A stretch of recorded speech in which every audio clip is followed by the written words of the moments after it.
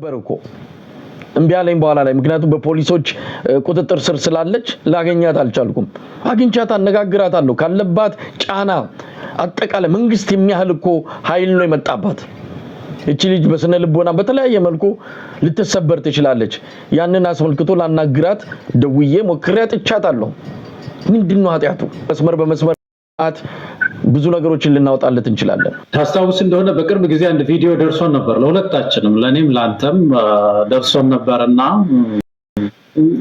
የኦሮሞ ልጆች ናቸው ወጣቶች ናቸው ወንድና ሴት እየተገረፉ ጫካ ውስጥ እየተገረፉ ከጾታ ጋር የተገናኘ ነገር እንዴት እንደሚያረጋቸው የሰው ልጅ ሊሆን የማይችል ነገር ያንን ማሳየት አይቻልም እንግዲህ ለኢትዮጵያ ህዝብ አታሳየው እኛን እንኳን እንዴት አውቆ እንደዋለ ላካፈልናቸው ሰዎች ሁሉ ስራ አቆሞ የዋሉበት ሁኔታ ነው ያለው መሳይ እነዚህ እኮ ወደፊት ይወጣሉ እኮ ማአት እኮ ሰብአዊ መብት ጥሰት እኮ ነው ምድሪቱ ውስጥ ማአትም ባነ የፈሰሰው መሳይ ማአትም ባ የፈሰሰባት ምድር ናትና ይሄንን በማድረግ ይቺ ልጅ ተደፈርኩ ያለችው ውሸቷን ነው በማለት አጠቃላይ በኢትዮጵያ ውስጥ ያለ ሰብአዊ መብት ጥሰት ሁሉ ውሸት ነው የሚል ድምዳሜ ውስጥ እናደርሳለን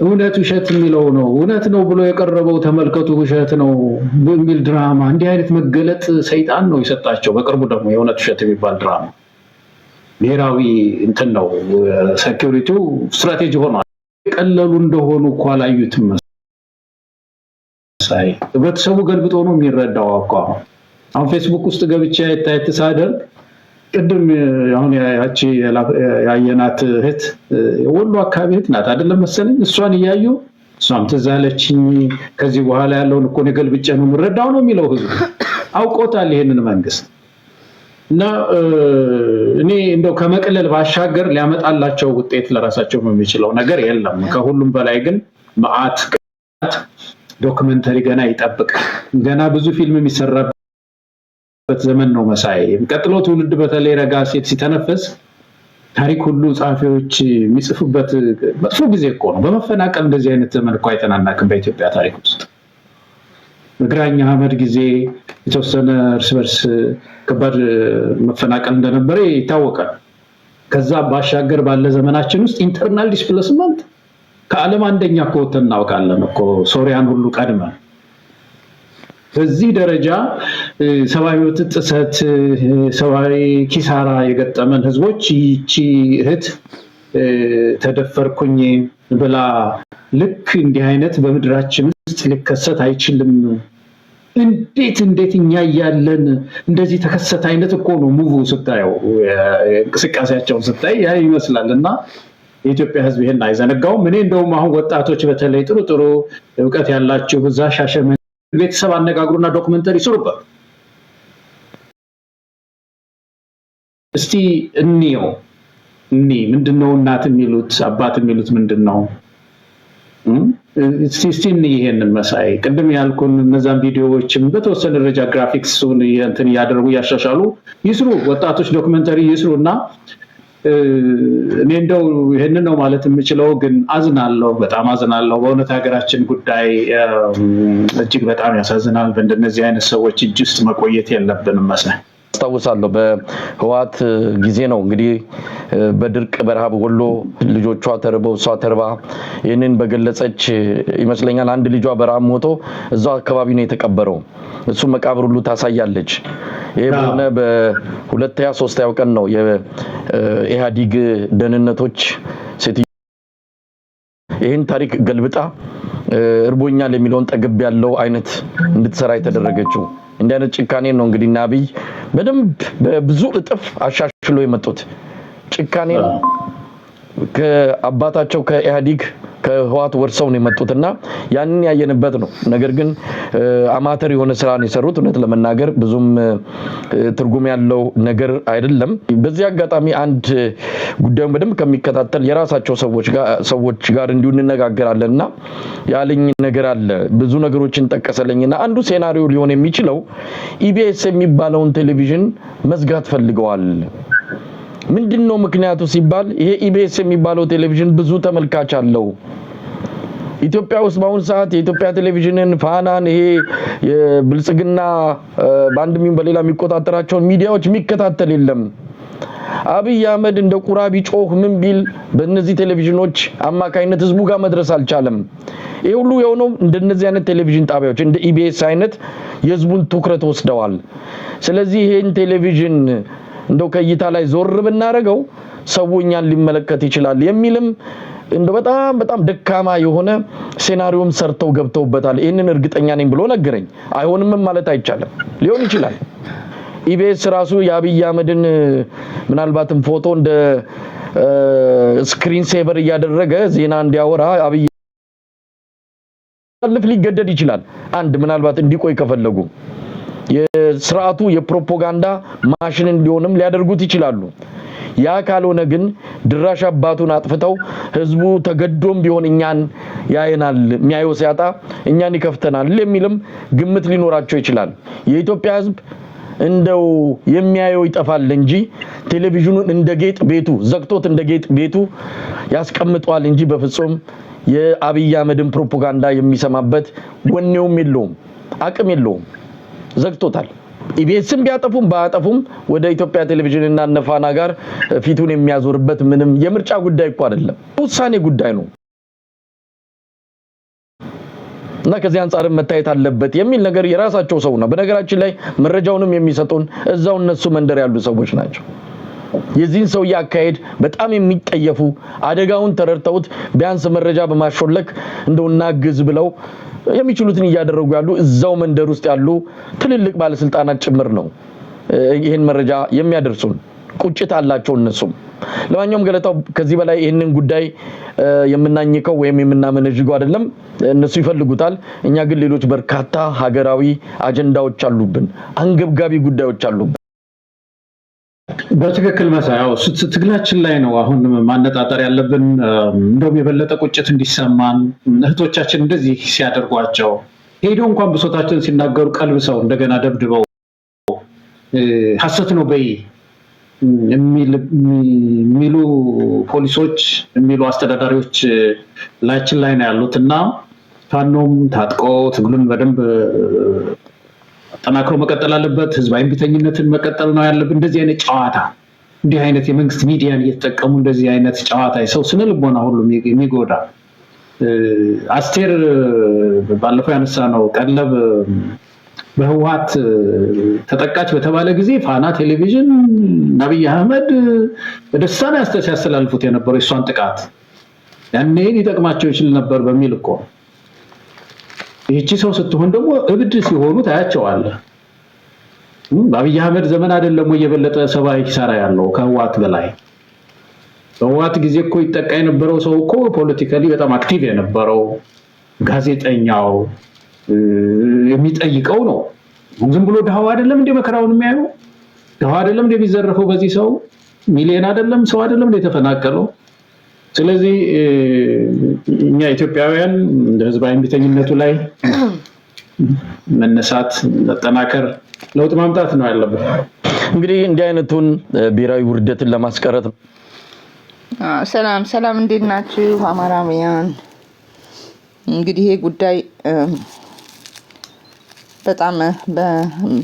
በጣም ወረደም እንግዲህ አቴንሽናችንን ዳይቨርት አድርጓል። whatever it is አሁን ብዙ ሰዎች እውነት ነው አይደለም በሚል ማጓተት ይፈልጋሉ።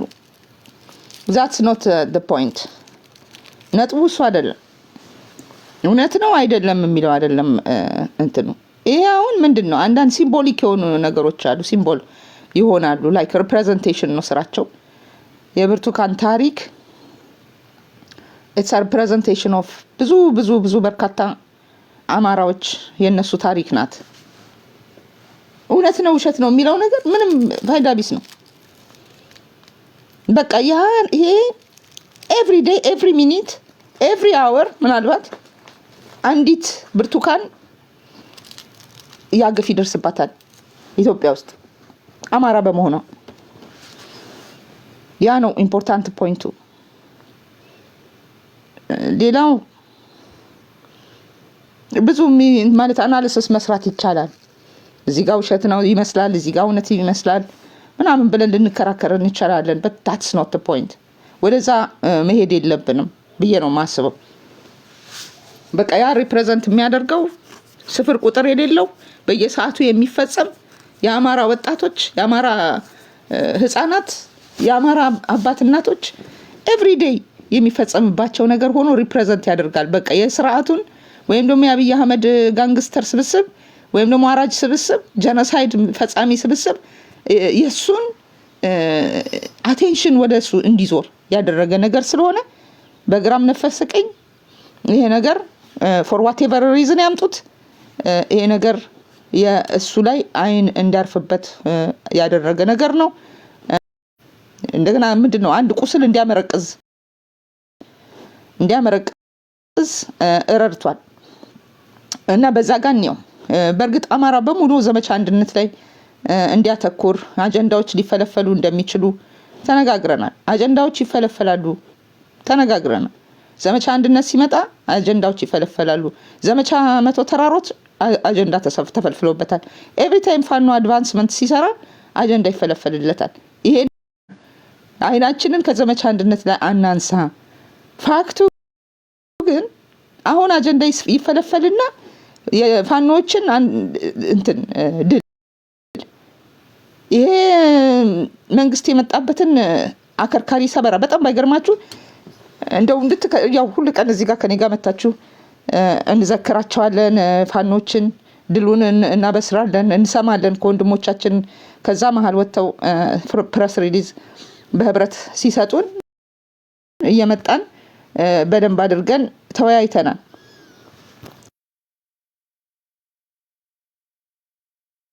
ሶሪ ይጠፋል ፒክቸር ልቀይር ስል በጣም የሚገራርሙ ድሎች ተመዝግበዋል።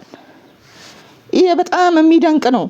በእውነት ነው የምላችሁ። ትናንትና ኤቢሲ ያው የኛ ሚዲያ የብሔርተኛው ሚዲያ ኤቢሲ ሪካፕቹሌት አድርጎታል። 9 ቀን የተደረገውን ተጋድሎ ምን ውጤት አመጣ የሚል ሰመራይዝ አድርጎ አቅርቦልናል። this is very እንትን ነው ኢንተረስቲንግ ነው። ስትመለከቱት የተደረገው ነገር ማመን ነው የሚያስቸግረው። እንኳን አይደለም በስርዓት ውስጥ እኛ ጋር አማራ መስለው ብሔርተኛ መስለው ለአማራ የሚቆረቆሩ ፋኖን የሚደግፉ መስለው እንደ ቁራ ሲጮሁ የነበሩ ሰዎች ራሱ ጭንብላቸው ወድቆ ተፍረክርከው ጭራሽ አጌንስት ዚስ አቺቭመንት እንትን ሲሉ ሲሮጡ ነው ያየናል። እስቲ ዛሬም 9ኛው ቀን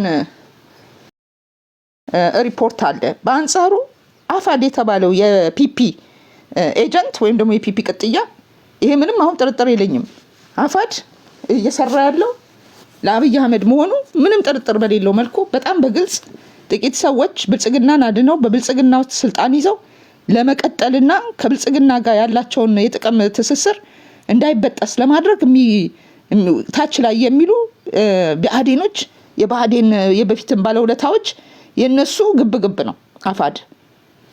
ይሄንን ነው የተገነዘብኩት እና ያንን ታዝበናል። እጅግ በጣም ታዝበናል። አንድነት ሲመጣ ሁሉ ጊዜ ትዝ ይላችሁ እንደሆነ የአማራ ፋኖ አንድነት በጎንደር ተመሰረተ። ሁለቱ ታላላቅ እዞች መርጅ አደረጉ። የአማራ ፋኖ አንድነት በጎንደርን ፈጠሩ ሲባል የወረደውን ፍራሽና የተለቀሰውን ለቅሶ አስቡት። በጣም የተንጫጩት፣ በጣም ያለቀሱት። አሁንም ዘመቻ አንድነት ሲባል እንግዲህ ምን ያህል እንደተሰቀሰቁ ታዝባችኋል ብዬ እገምታለሁ።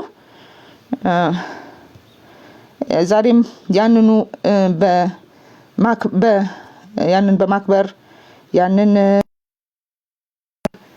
ማሳለፍ አለብን። እኔ ያው በቃል በገባሁት መሰረት ይሄ ዘመቻ እስከሚያልቅ ድረስ ወንድሞቻችን ደማጥንት እያፈሰሱ ስለኛ የሚሰሩት መናገር አለብን ብዬ ስለማስብ አትሊስት ዘመቻውን እስከሚያቆሙ ድረስ ኤቭሪዴይ ገድላቸውን እና እንትን እንላለን እንዘክራለን። እና ወንድሞቻችን ዛሬም እንደዚሁ በ9ኛው ቀን ከባድ የሆነ ድል አድርገዋል። በአንጻሩ ደግሞ አፋድ የተባለ በሸዋ እንግዲህ ሸዋ ጠቅላይ ግዛት እዝ የሚባለው በራሱ እንደ አቫላንሽ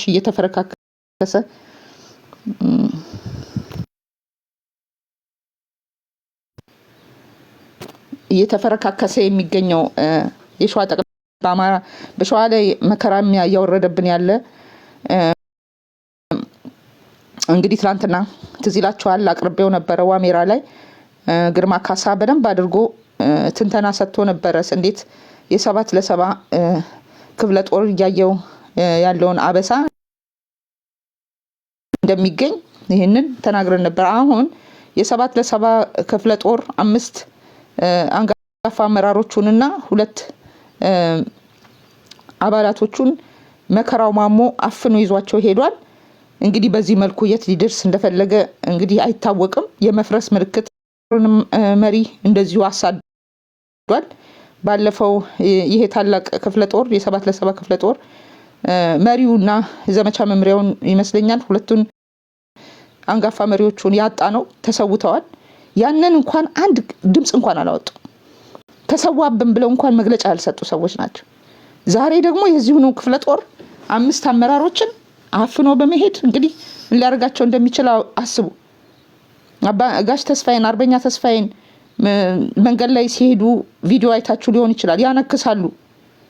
ቤተክርስቲያን ሊስሙ ሲሄዱ እያነከሱ ዱላ ይዘው እየተንፏቀቁ ሲሄዱ ሰው ቀርቶ በትኖ አባታችን ሻለቃ ቡሽ በቃ ምንም የማይጠቅም ሰው እንዲሆን አድርገውታል። የቁም እስረኛ አድርገው ስንት ሰው ሲያሰለጥን የነበረ ከጥንት ጀምሮ። አሁን ደግሞ እንደገና የሚኒሊክ ክፍለ ጦርም እንደዚሁ አይ ቲንክ ወደ ነምሬ አምልጦ ሄደው እንጂ ሊገሉትላ ሞክረው ነበረ። ቀስተነብ ላይ የሰሩትን እንግዲህ ሰብሳቢውን አቁስለው ምክትሉንም እንደዚሁ አስቀድመው ከአንድ ሳምንት በፊት አቁስለው ምን እያደረጉ እንደሆነ እስቲ አስቡት። እየተጣጣሩ ያሉት እነዚህ ሰዎች እና በጣም የሚያሳዝን ነው ወዳጆቼ። ይሄ በቃ ብልጽግና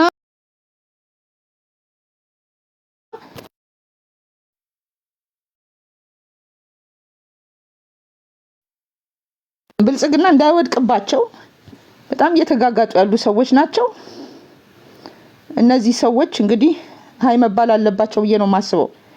ለምን ከወጡ በኋላ አውጀው ከወጡ በኋላ የአማራ ፋኖ በሸዋ ሬዲ ሆኖ ለምን ለማቀፍ አይሄድም?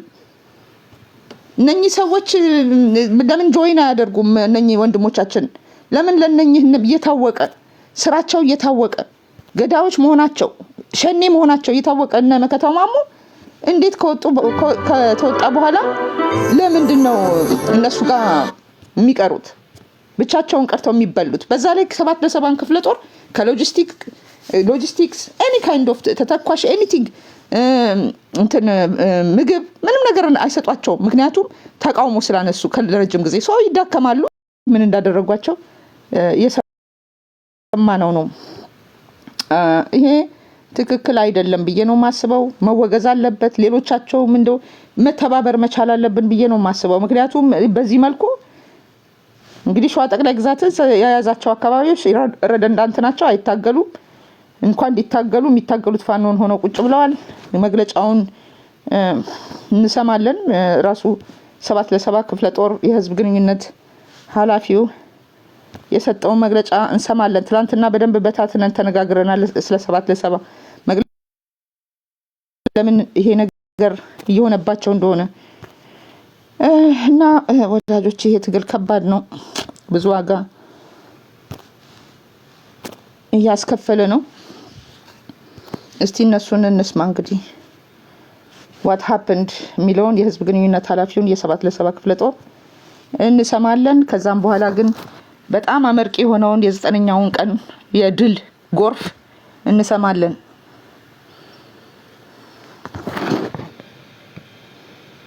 አስተነኝ ፋኖ አማራ ታዘዘ ባላለሁ የ7 ለ7 ክፍለ ጦር ህዝብ ግንኙነት ኃላፊ ነኝ። እንግዲህ እንደሚታወቀው በቀን 12/07/2017 ዓ.ም ከአማራ ፋኖ ህዝባዊ ድርጅት ከአደረጃጀቱ በመግለጫ መውጣታችን ይታወቃል። ሆኖም ግን በዛሬው ዕለት ማለትም በቀን 17/07/2017 ዓ.ም የ7 ለ7 ክፍለ ጦር 5 አመራሮችንና 2 አባሎችን በስኳድ ኃይል ከኤፍራታ ግድም ወረዳ መንተኬ ሸረፋ ቀበሌ አፍኖ ወስዷል። እንግዲህ የሸዋ ጠቅላይ ግዛት እዝ ማለት ነው። ይህን ድርጊት የፈጸመው በሚገርም ሁኔታ ከ3 ሳምንት ለተከታታይ ለ3 ሳምንት ውጊያ ካደረግን በኋላ እረፍት በምናደርግበት ሰዓት መጥቶ ነው አመራሮችንና 2 አባሎችን አፍኖ የወሰደው።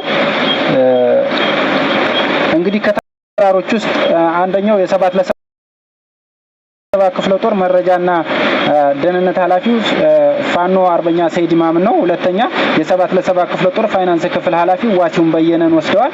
ሶስተኛ የ7 ለ7 ክፍለ ጦር ምክትል ፖለቲካ ዘርፍ ኃላፊ ፋኖ አባተን ወስደዋል። አራተኛ የ7 ለ7 ክፍለ ጦር ማህበራዊ ጉዳይ ዘርፍ ኃላፊ መሐመድ ሐሰንን፣ አምስተኛ የ7 ለ7 ክፍለ ጦር የሰው ኃይል አስተዳደር ኃላፊን አህመድ ሙሄን አፍነው ወስደዋል። በተጨማሪም 2 የ7 ለ7 ክፍለ ጦር አደፍራሽና ሽመልስ የሚባሉ አባሎችን አፍኖ ወስዷል ማለት ነው። ይህንን እንግዲህ እኩይ ተግባር ይህንን ትግል የሚደግፉና የትግሉን መጨረሻ በጉጉት የሚጠብቁ የአማራው ማህበረሰብ እንዲያውቅልን እንፈልጋለን። በተለይም የኤፍራታ ግድም ወረዳ ህዝብና የቀወት ወረዳ ህዝብ እንዲያውቅልን እንፈልጋለን ማለት ነው። እኛ ጠላታችን አገዛዙ ብቻ ነው።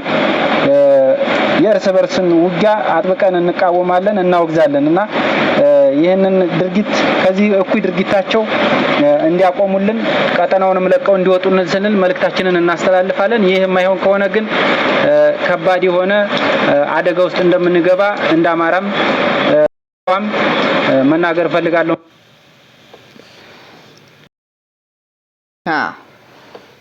እንግዲህ እንደሰማችሁት ነው ምን ያክል ለትግሉ ቻሌንጅ ሆነው እንደተቀመጡ እነ እስክንድር ነጋ እነ መከራው ማሞ ወንበዴዎች ሸኔዎች ሆነው እንግዲህ በዚህ ልክ እያመሱ ነው። እንግዲህ እስካሁን ድረስ ወንድሞቻችን ከነሱ እንሻላለን ብለው ከጋሽ አሰግድ ጀምሮ አስቡት። ያኔ ከእዝ ነበረ ጦርነቱን የሚከፍተው። የአማራ ፋኖ በሸዋ እዝን ነበረ የሚያሳድደው። አሁን ግን ሰላም እንዴት ነህ አለቃ ገብረሃና። አሁን ግን ምንድነው የሚያደርገው? በዛው በውስጡ ራሱን ሸዋ ጠቅላይ ግዛት ህዝብ እንግዲህ ሎጂስቲክስም ፋይናንስም የተሻለ ነው ብለው ተታለው ብዙ ወንድሞቻችን ጠንካራ የሆኑ የማይበገሩ ፋኖች በሸዋ ጠቅላይ ግዛት ውስጥ እንደነበሩ ይታወቃል። የመሐመድ ቢሆነኝ ክፍለ ጦር ውስጥ የነበሩት ታላላቅ ብርጌዶች ወደ ክፍለ ጦርነት አድገው ማለት ነው በቁጥርም በፋይናንስም በሎጂስቲክስም እየዳበሩ ሲሄዱ ታላላቅ ሆነው እንግዲህ ትላንትና ግርማ ካሳ ባደረገው ሪፖርት አይተናል። ማን እየተዋጋ እንደሆነ እዛች ምድር ላይ ማን ዝም ብሎ እጁን አጣጥፎ ቁጭ ብሎ ከሰራዊቱ ጋር እየተሻሸ እንደሆነ ከአብይ አህመድ ሰራዊት ጋር ይሄን ሁሉ አይተናል። አሁን ያንን ድርምስምሱን እያወጣ ነው አይተናል። እነማን ክፍለ ጦሮች እንደዛ ጎበዞች የነበሩ ኢንክሉዲንግ መሐመድ ክፍለ ጦር እንዴት መሐመድ ቢሆነኝ ክፍለ ጦር እንዴት እንዳደረገ 7 ለ7 ብርጌድን ክፍለ ጦር ሲሆን እንዴት አሳዶ እየመታ እንደሆነ የቀስተን ብርጌድን እንዴት አድርጎ እንደመታ የምንድቅ ክፍለ ጦርንና ሌሎችንም የተለያዩ ክፍለ ጦሮችን እየናደ ነው። ይሄ ሁሉም ሊያውቀው የሚገባው ሸዋ ጠቅላይ ግዛት ህዝብ የሚባለው ራሱን በራሱ እየበላ ነው። ራሱን ራሱ እየበላ እንደ ተራራ እየተናደ ነው ያለው። ያን ሲያደርግ ግን ምን በአጠቃላይ እንግዲህ ተሰምታችኋል። የዘመቻ አንድነት ባቢ በጣም አስቸጋሪ ወንድሞቻችን ከአብይ ጋር ብቻ አይደለም የሚዋጉት። በጣም በርካታ ትናንትና እንዳየነው ማፑን የሸኔ የኦሮሞ ሚኒሻ የአብይ አህመድ ሰራዊት የፌዴራል ፖሊስ እንደገና ደግሞ በጣም ተንከሲ ሲሆኑ የእፉኝት ልጆች የመንዝ ሚኒሻ የሚባል አለ። በጣም ነው የሚደንቃችሁ የመንዝ ሚኒሻ የተባለው የመንዝ ሚኒሻ እንደተባለው በህይወታችሁ ባንዳ በሱ ልክ አላያችሁ። በጣም ክፎች አብረው ከሸኔ እኩል ነው ቤት የሚያቃጥሉት አብረው።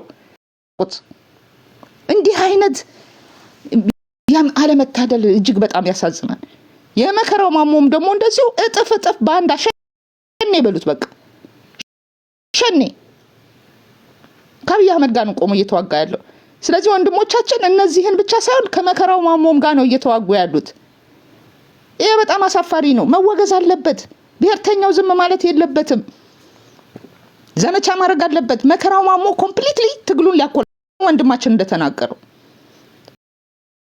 ለአማራ ምን ተኩሰው ጥይት የለንም እያሉ ነጋሽ አሰግድ እንዴት እንደተበላን አስቡት። አማራ ላይ አልተኩስም እያሉ አሁንም እነዚህ ታላላቅ ወንድሞቻችን የክፍለ ጦር አመራሮች ዝም ብለው የሄዱት እርስ በርስ እንዳይታኮሱ ብለው ቀስተንብ ዋጋ የከፈለችው ወንድማችን መጥቶ ነግሮናል።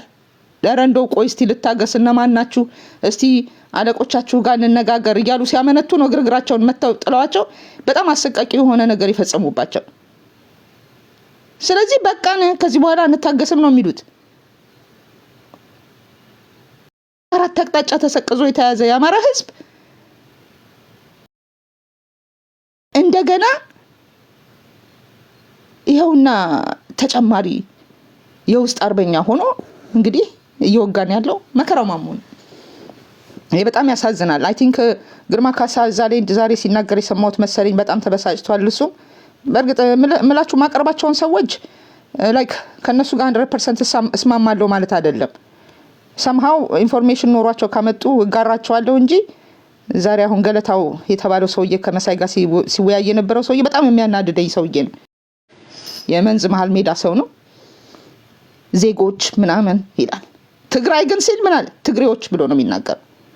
አማራ ላይ የሆነውን ግን ዜጎች እያለ ነው የሚያወራው። ይዘግዝግህና አንተ ገለታው የተባልክ ሰውዬ አስተካክል። አማራ ሲሞት ዜጎች ስለ ትግሬ ስለደረሰበት ሲያወራ የትግራይ ምናምን እያልክ ነው የምታወራው። አማራ ሲሆን ዜጋ ማለትህን ማቆም አለብህ። አሳፋሪዎች እኮ በጣም እኮ ነው የሚገርመን። ሞተን ራሱ ሞትን እንኳን አኮርድ ለማድረግ ይሄ በጣም መወገዝ አለበት። ዝም ብለን አናያችሁም ካሁን በኋላ። Qu'est-ce qui se passe? Nous offrons ces tablettes à 0 €. Pourquoi personne ne vient les prendre? Mais boss, les gens...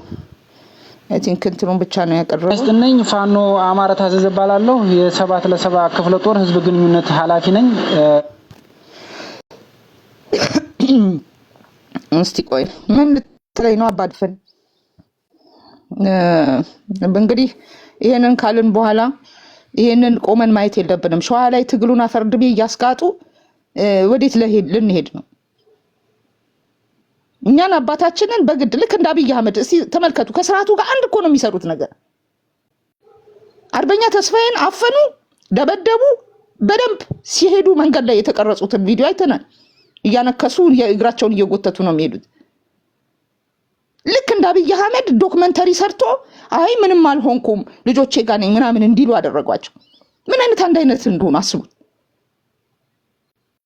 እነዚህ ተው ካልተባሉ ለነገሩ ከአንድ ወር በኋላ እንነጋገራለን። እስቲ የዛሬ አንድ ወር አፋድ የተባለው ድርጅት በሸዋ ላይ የት እንደሚደርስ እስቲ ይታያል። ምክንያቱም እነዚህ ክፍለ ጦሮች እኮ ህዝብ አላቸው የሚያበላቸው፣ ሲሞቱ የሚያያቸው፣ ፕሮቴክት ሲያደርጓቸው እልል የሚሉ እነኚህን አሁን ቀስተን ብርጌድን ሲመቱ ሬማ ላይ ራምቦ ክፍለ ጦሩን ሲያመጡ ራምቦ ክፍለ ጦር መፈናፈኛ አጥቷል። ለምን ራምቦ ክፍለ ጦርን ልከው ነው ያስመቱት እነዚህን ብርጌዶች? ታዲያ ህዝቡ ልጆቻቸውን የመታባቸውን ያን ሁሉ እንደሸኔ ሲወራጩ ያያቸውን ሊቀበላቸው ነው? እህል አንሰጥም ያው ገርዛፋችሁ ብሉ እንግዲህ እናንተ ብለው ጀርባቸውን ሰጥቷቸዋል ህዝቡ። አሁንም 7 ለ7 ክፍለ ጦርን እዛው ህዝባቸው ስር እንደዚህ ያደረጓቸው ምን አይነት ትግል ሊደረግ ነው? ህዝቡ ባይዘው ህዝቡ አምጾ አሁን እኮ ተናገሩ፣ ውጡልን በቃ እንደ ወራሪ ነው የምናያችሁ እናንተን ከአብይ ሰራዊት ለይተን አናያችሁም ውጡልን እየተባለ የዛሬ አንድ ወር እናያለን። እስቲ ይሄ እዝ የት እንደሚሆንና ምን እንነጋገር ይሆናል። ኤኒዌይ ህዝቡ መነሳት አለበት፣ ልጆቹን ዲፌንድ ማድረግ አለበት። ለአማራ መተኩሰው ጥይት የለም እያለ ዝም ብሎ እየተጎተተ መሸኔ ለሆነ ሰውዬ እጅ መስጠት አያስፈልግም። በትክክለኛው መንገድ የሚሄዱ ፋኖች መተባበር አለባቸው። ከወጣችሁ ደግሞ በሚስጥር ሁሉን ነገር አስተካክለው እንትን ብለው ነው መሄድ ያለባቸው። ደራም ስለራቃቸው እኮ ነው እንጂ ጦርነት ይከፍቱ ነበር እነዚህ። ኤኒዌይ አባድፈን እሺ፣ እንዴት ነህ? ሰላም ቶርዲት፣ እንዴት ነሽ? ዲያግና ሆይ አለን። በጣም ኑሮ ጥሞናል፣ አንድነቱም ተጧጡፏል። ቶርዲት እኔ ምልሽ አንድ ጥያቄ ልጠይቅሽ ነው። አሁን ስታወሪ ሰማውና እነመከታውን ህዝቡ እንዳላያችሁ ካሉ እያሰሩ የሚሰጡት ትምህርት ቤት ለኦሮሞ ነው ወይስ ሌላ እኛ ማናውቀው እዛ ህዝብ አለ? ምልሽ አንቺ የሸዋ ልጅ ነሽ፣ እንግዲህ የሸዋ ልጅ ነኝ ብለሻል። የሸዋ ልጅ ነሽ። ስለዚህ ልትደመጭ ይገባል። ሁሉ ነገር የምታወቂው አንቺ ነሽና ሸዋ ላይ አንድ ህዝብ አይደለም ምን ያለ አንድ አማራ አይደለም ምን ያለ አሁን ያልሽው ህዝቡ ጡልይ ካለ ትምህርት ቤቱን እየሰሩ እዚህ በፊት ደግሞ አስፋልት ሰርተው ያሳዩን ይመስለኛል አላውቅም እንግዲህ እንደገና ደግሞ እንደዚያ የህዝብ ባህላት በሆኑት አማካኝነት ወጥተውን በህዝቡ መካከል ንግግር ሲያረጉ ያየን ነው ይሄ አማራው ጋር አይደለም ወይስ ሌላ ህዝብ አለ አሁንኛ ምናየውን ነገር እንዴት አንቀበልም ለማለት ያክል ነው ቶርዲት ሂጅበት አስረጂ መልካም አባድፈን አሁን እንግዲህ አፋድ ብልጽግና ነው ምንድነው ብልጽግና የሚያስብለው የብልጽግና ባህሪ ነው ያለው በፕሮፓጋንዳ ተንጠልጥሎ ነው እየተንቀሳቀሰ ያለው አሁን መንገድ ተሰራ ትምህርት ቤት ተገነባ ምንድነው ይሄ ፕሮፓጋንዳ አንተን ገዝቶ እነዚህ ጎበዞች እያልክ ነው ራስን ጠይቅ እነዚህ ሰዎች የት ነው የተዋጉት የት ነው ጠላትን የመቱት ስለሱ ለምን አትጠይቅም መቼ ነው እየተዋጉ ያሉት አንድ ጣና ብቻ የሚያውቀው ውጊያ ነው እንደሚደረገው ሌላው ሚዲያ የማይዘግበው ሁለተኛ ህዝቡ ምን ይላል ነው ይሄ ማድመጥ እኮ ያለባችሁ ህዝቡ ምን እያለ ነው ህዝቡ እያለቀሰ ነው ማጀቴ ላይ ድንጋይ ወርውሮ አባረራቸው እኮ ነው ማለት እዚህም ሬማም ላይ አይናችሁን ላፈር ብሏቸው እናንተን ምንም አንደግፍም ውጡልን እየተባሉ ነው አሁንም ውጡ እየተባሉ ነው እነዚህ ሰዎች ህዝቡን ነው የምትሰማው ወይንስ እንደ የብልጽግና ክንፍ የሆኑ እነዚህ ባይዘው ሰው መሆን እንኳን ደህና መጣ ሁለታችሁም የማሰማችሁ ጉዳይ አለኝ ሁለታችሁም ይቅርታ አድርጉልኝ ሌሎቻችሁ ያው ደጋግማችሁ የምትመጡ እኔ ጋር እንግዲህ at some point ሰምታችሁታል ብዬ አስባለሁ አሁን ግን ሰው መሆንና አባድፈን እንድትሰሙ አሁን ቀጥታ ወደዛ ልትልቀቁ ምክንያቱም ስለሽ ብዙ ነገር ስላለ በቀጣይ ሌላውን ታሰሚያለሽ አሁን ቆይ ቶርዲት ሌላውን ታሰሚናለሽ ችግር የለም እኔና ሰው ለምን መሰለህ ድንገር የሀሳብ ልዩነት አይደለም ሊመጡ ነው ነጥብ አንስተሽ ነው ቆይ ቶርዲት አባድፈን ፕሊዝ ጥያቄ ጠይቀሃል ልመልስልህ ነው ጥያቄ መልስ ጠይቀሃል ይመለስልህ ጄኒውን ከሆነ ጥያቄ ማለት ነው አንተ ሸዋ ላይ ያ ሁሉ ሰዓት እየዘነበ ከያቅጣጫው ማለት ነው ከያቅጣጫው ሸዋ ይሄ ነው ስላችሁ ይሄ ነው በጣም ችግር ያለበት ኤሪያ ከዚህ የሚነሳ ከአዲስ አበባ የሚመጣ ከያቅጣጫው የሚመጣ ሰዓት ነው ያለው ሸዋ it's not like any other በጣም አንድ ጠላት ነው በተለይ በራሱ እየተደራጀ የሚመታን በዚህ መካከል ፋኖ ነኝ ያለው ህዝብን ሊከላከል ነው እንግዲህ ፋኖ አላማው ይሄንን እያደረገ አይደለም እስክንድር ያማልዳል እያለ እኔ አምሹር በገንዘብ ነው የተጠረነፉት እነዚህ ሰዎች እየሰሩ ያሉት ሌላ ነው እኮ ነው ማለት እዚ እያፈረሱ ነው ሸዋ ጠቅላይ ግዛት እዚ የሚባለውን እየፈረካከሱት ነው ፎርዛት ማተር እኔ በየትኛውም ስትራክቸር ያለ ፋኖ ለነፃነቱ ነው የወጣው ወይዘር ዩ ላይክ ኢት ኦር ኖት በከሌ ስር ያለው ፋኖ በከሌ ስር ያለው ፋኖ እያንዳንዳቸው የወጡት ለነፃነት ነው ለምንድን ነው በዚህ ልክ እንደዚህ የሚንገላቱት በራሳቸው ሰው በሚመስል ሰው አንድነትስ ለምን አልመጣም ብለህ ደግሞ ጠይቅ ያንን አንተ አንድነት እያልክ እየዞርክ እንትን እያልክ እየሰበክ ስለሆነ አባድፈን ከባዕዴን ጋር አንድንሁን ባዕዴን ምህረት ይግባ እያልክ ስለሆነ ምን አይነት ነው ባዕዴን ከማን ጋር ነው አንድነት እየፈለክ ያለው ሰው ማሁን ያው አጢናህ እንደምትሰማ ስለማቅ እስቲ ሁለታችሁም ይሄንን ስሙ ዋርካው ምርኮኛው መታል እስቲ አድምጡት ፈጠር ልንገራችሁ እንግዲህ ነግራችኋለሁ ያልኳችሁ የተወሰኑ ሰዎች ይሄ ድርጅት ከመፈጠሩ በፊት ተወያይተናል እስከዛሬ ስክደውን የነበርኩ ስላለፈ የነዚህም እንደጠረጠር ነው ከወያኔ ጋር ስለተሰለፉ ዛሬ ብናገረው ችግር የለውም ዲክላሲፋይ ባደርገው ምንም ችግር የለውም የአርበኛ እስክንድር የተሰለፈበት እና ደግሞ እነዛኞቹ አሁን ከድርጅቱ የሌሉት የተሰለፉበት መንገድ ተመርምሮ ነው ዝም ብሎ አይደለም የአማራ ፋኖ በጎንደር እኔ ማብሬ ስሰራው የነበረው ስለሆነ የሱ ድምጽ የዛ ተቋም ድምጽ አቅጣጫ አሰላለፍ መቀየር ነው ይሄን ድርጅት እንዲፈጠር ዋናው ትልቁን ሚና የተጫወተው እንጂ እኩል ሆነው ስቴልሜት ነበር የሚሆኑት ስለዚህ ባልታሰበ ፍጥነት ባልታሰበ አቅጣጫ ይሄኛው መንገድ ስለቀየረ ነው። ይሄ እንዲቀየር ያደረጉት ደግሞ በጣም ትልቁን ሚና የወሰዱት መሬት ላይ ዛሬ ስማቸው የሚነሳ አመራሮች የተሰዋውን ጨምሮ ነው። ቦምብ አምክነው ነው እታችም ያሉት የሚሉት ቦምብ አምክነን የመሰረትነው ድርጅት ነው የሚሉት።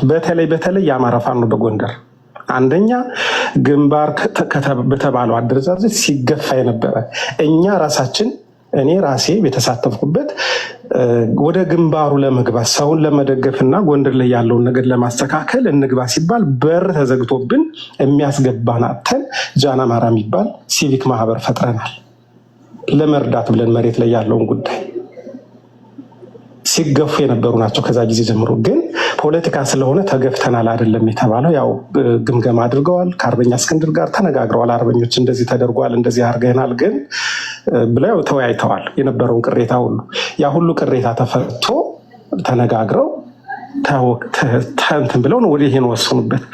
ብዙ ነገሮች ተነስተዋል። ይሄኛው መስመር ከወያኔ ጋር ሊሰለፍ ይችላል። ስሙን መናገር አልፈልግም።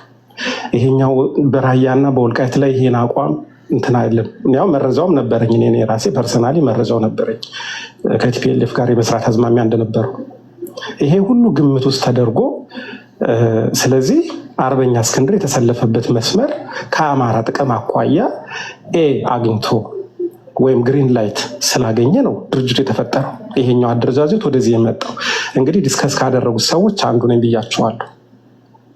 በቃ ይሄንን ኢንፎርሜሽን ነው የነገርኳቸው ያለሁት።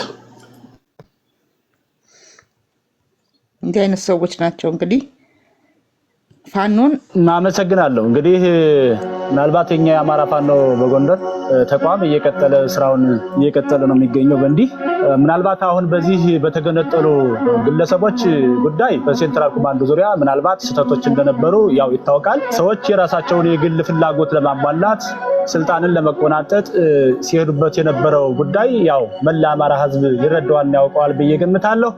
ግን ያ በነበረበት ሰዓት ምናልባት እንግዲህ የአማራ ፋኖ በጎንደር ዋና ሰብሳቢ ሆኜ እኔ ከ9 ባልደረቦች ጋርና ወይም ደግሞ አመራሮች ጋር እንደዚሁ ተወያይተን አመቻች ኮሚቴ መርጠን በአመቻች ኮሚቴ ነገሮች ሰከን ባለ መንገድ እንዲሰሩ ወይም ደግሞ ሰከን ባለ መንገድ እንዲሄድ የአማራ ሴንትራል ኮማንድ የአማራን ትግል የተረዳ በእውኑ ታጋይ እንዲመረጥ እንደዚሁ ሰከን ብለን እንሰበው የሚል መነጋገሮች ነበሩ። እነዚህ ንግግሮች ላይ ግን ምናልባት እንግዲህ ያው የነበረ ሩጫ ይታወቃል። ሁሉም የየራሱን ወይም ደግሞ የየአካባቢውን ለመምረጥ እንደዚሁ ሩጫ ነበረ።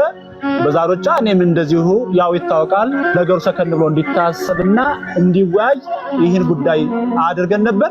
ነገር ግን ይህ ተወካይ ምናልባት ግንኙነቱ ወይም ደግሞ ፍላጎቱ እሱ ከፋፍዴኖች ጋር ስለነበር ወይም ደግሞ እንደዚሁ ከእንደ እስክንድር ጋር በገንዘብ የሚገዛ እናውቅም ጉዳዩ ምን እንደሆነ ባናውቅም ግንኙነቱ ፋፍዴኖች እየጎሰጎሱት ከጎኑ ሆነው እንደዚሁ ገሌን ምረጥ እያሉ በስተት ይሄ ሰው ምርጫ ሳይሆን ደግሞ ያካሄደ ይሄ ሰው ምንድነው መስፈርት በተባለበት ሰዓት መስፈርቱን ያሟላል ብሎ ቃሉን በሰጠው መሰረት በዚህ ያው የተጨበረበረ ምርጫ እንዲሆን ሆኗል። በዚህ ላይ ይሄ ኦኬ ሙሉን ከቻላችሁ አድምጡት።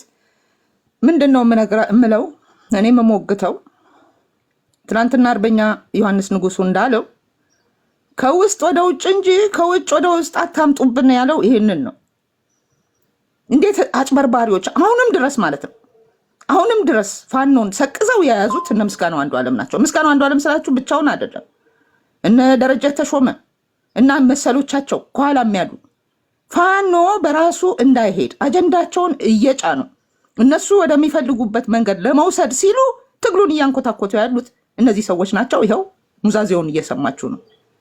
ኑዛዜው ምንድን ነው የሚለው? አጭበርብረን ፈንጃም ክነን እና አርበኛ ባየቀናውን ጠምዝዘን ድርጅት አፍርሰን የመሰረትነው ነው። ባልታሰበ አቅጣጫና ባልተጠበቀ ሁኔታ የአማራ ፋኖ በጎንደርን እንዲሄድ አድርገነው ነው የሚለው። አያችሁ፣ አሁንም እየበጠበጡ ያሉት እነዚህ ሰዎች ናቸው። እነዚህ ሰዎች አጀንዳ የያዙ ናቸው። አጀንዳቸው ፒፒ ነው። ስልጣን ነው የሚፈልጉት። ስልጣናቸውንና አሁን ያላቸውን ጥቅም ለማስቀጠል ብልጽግና እንዲወድቅ አይፈልጉም። ባይዘው እየተደራደሩ ነው። ዘመቻ አንድነት ሲመጣ ይሄንን ስርዓት አከርካሪውን እንደሚመታው ስላወቁ ተቃውሞ ያነሱት እነሱ ናቸው። የአማራ ፋኖ አንድነት በጎንደር ተፈጠረ ሲባል ፍራሽ አውርደው ያሉት እነዚህ ናቸው።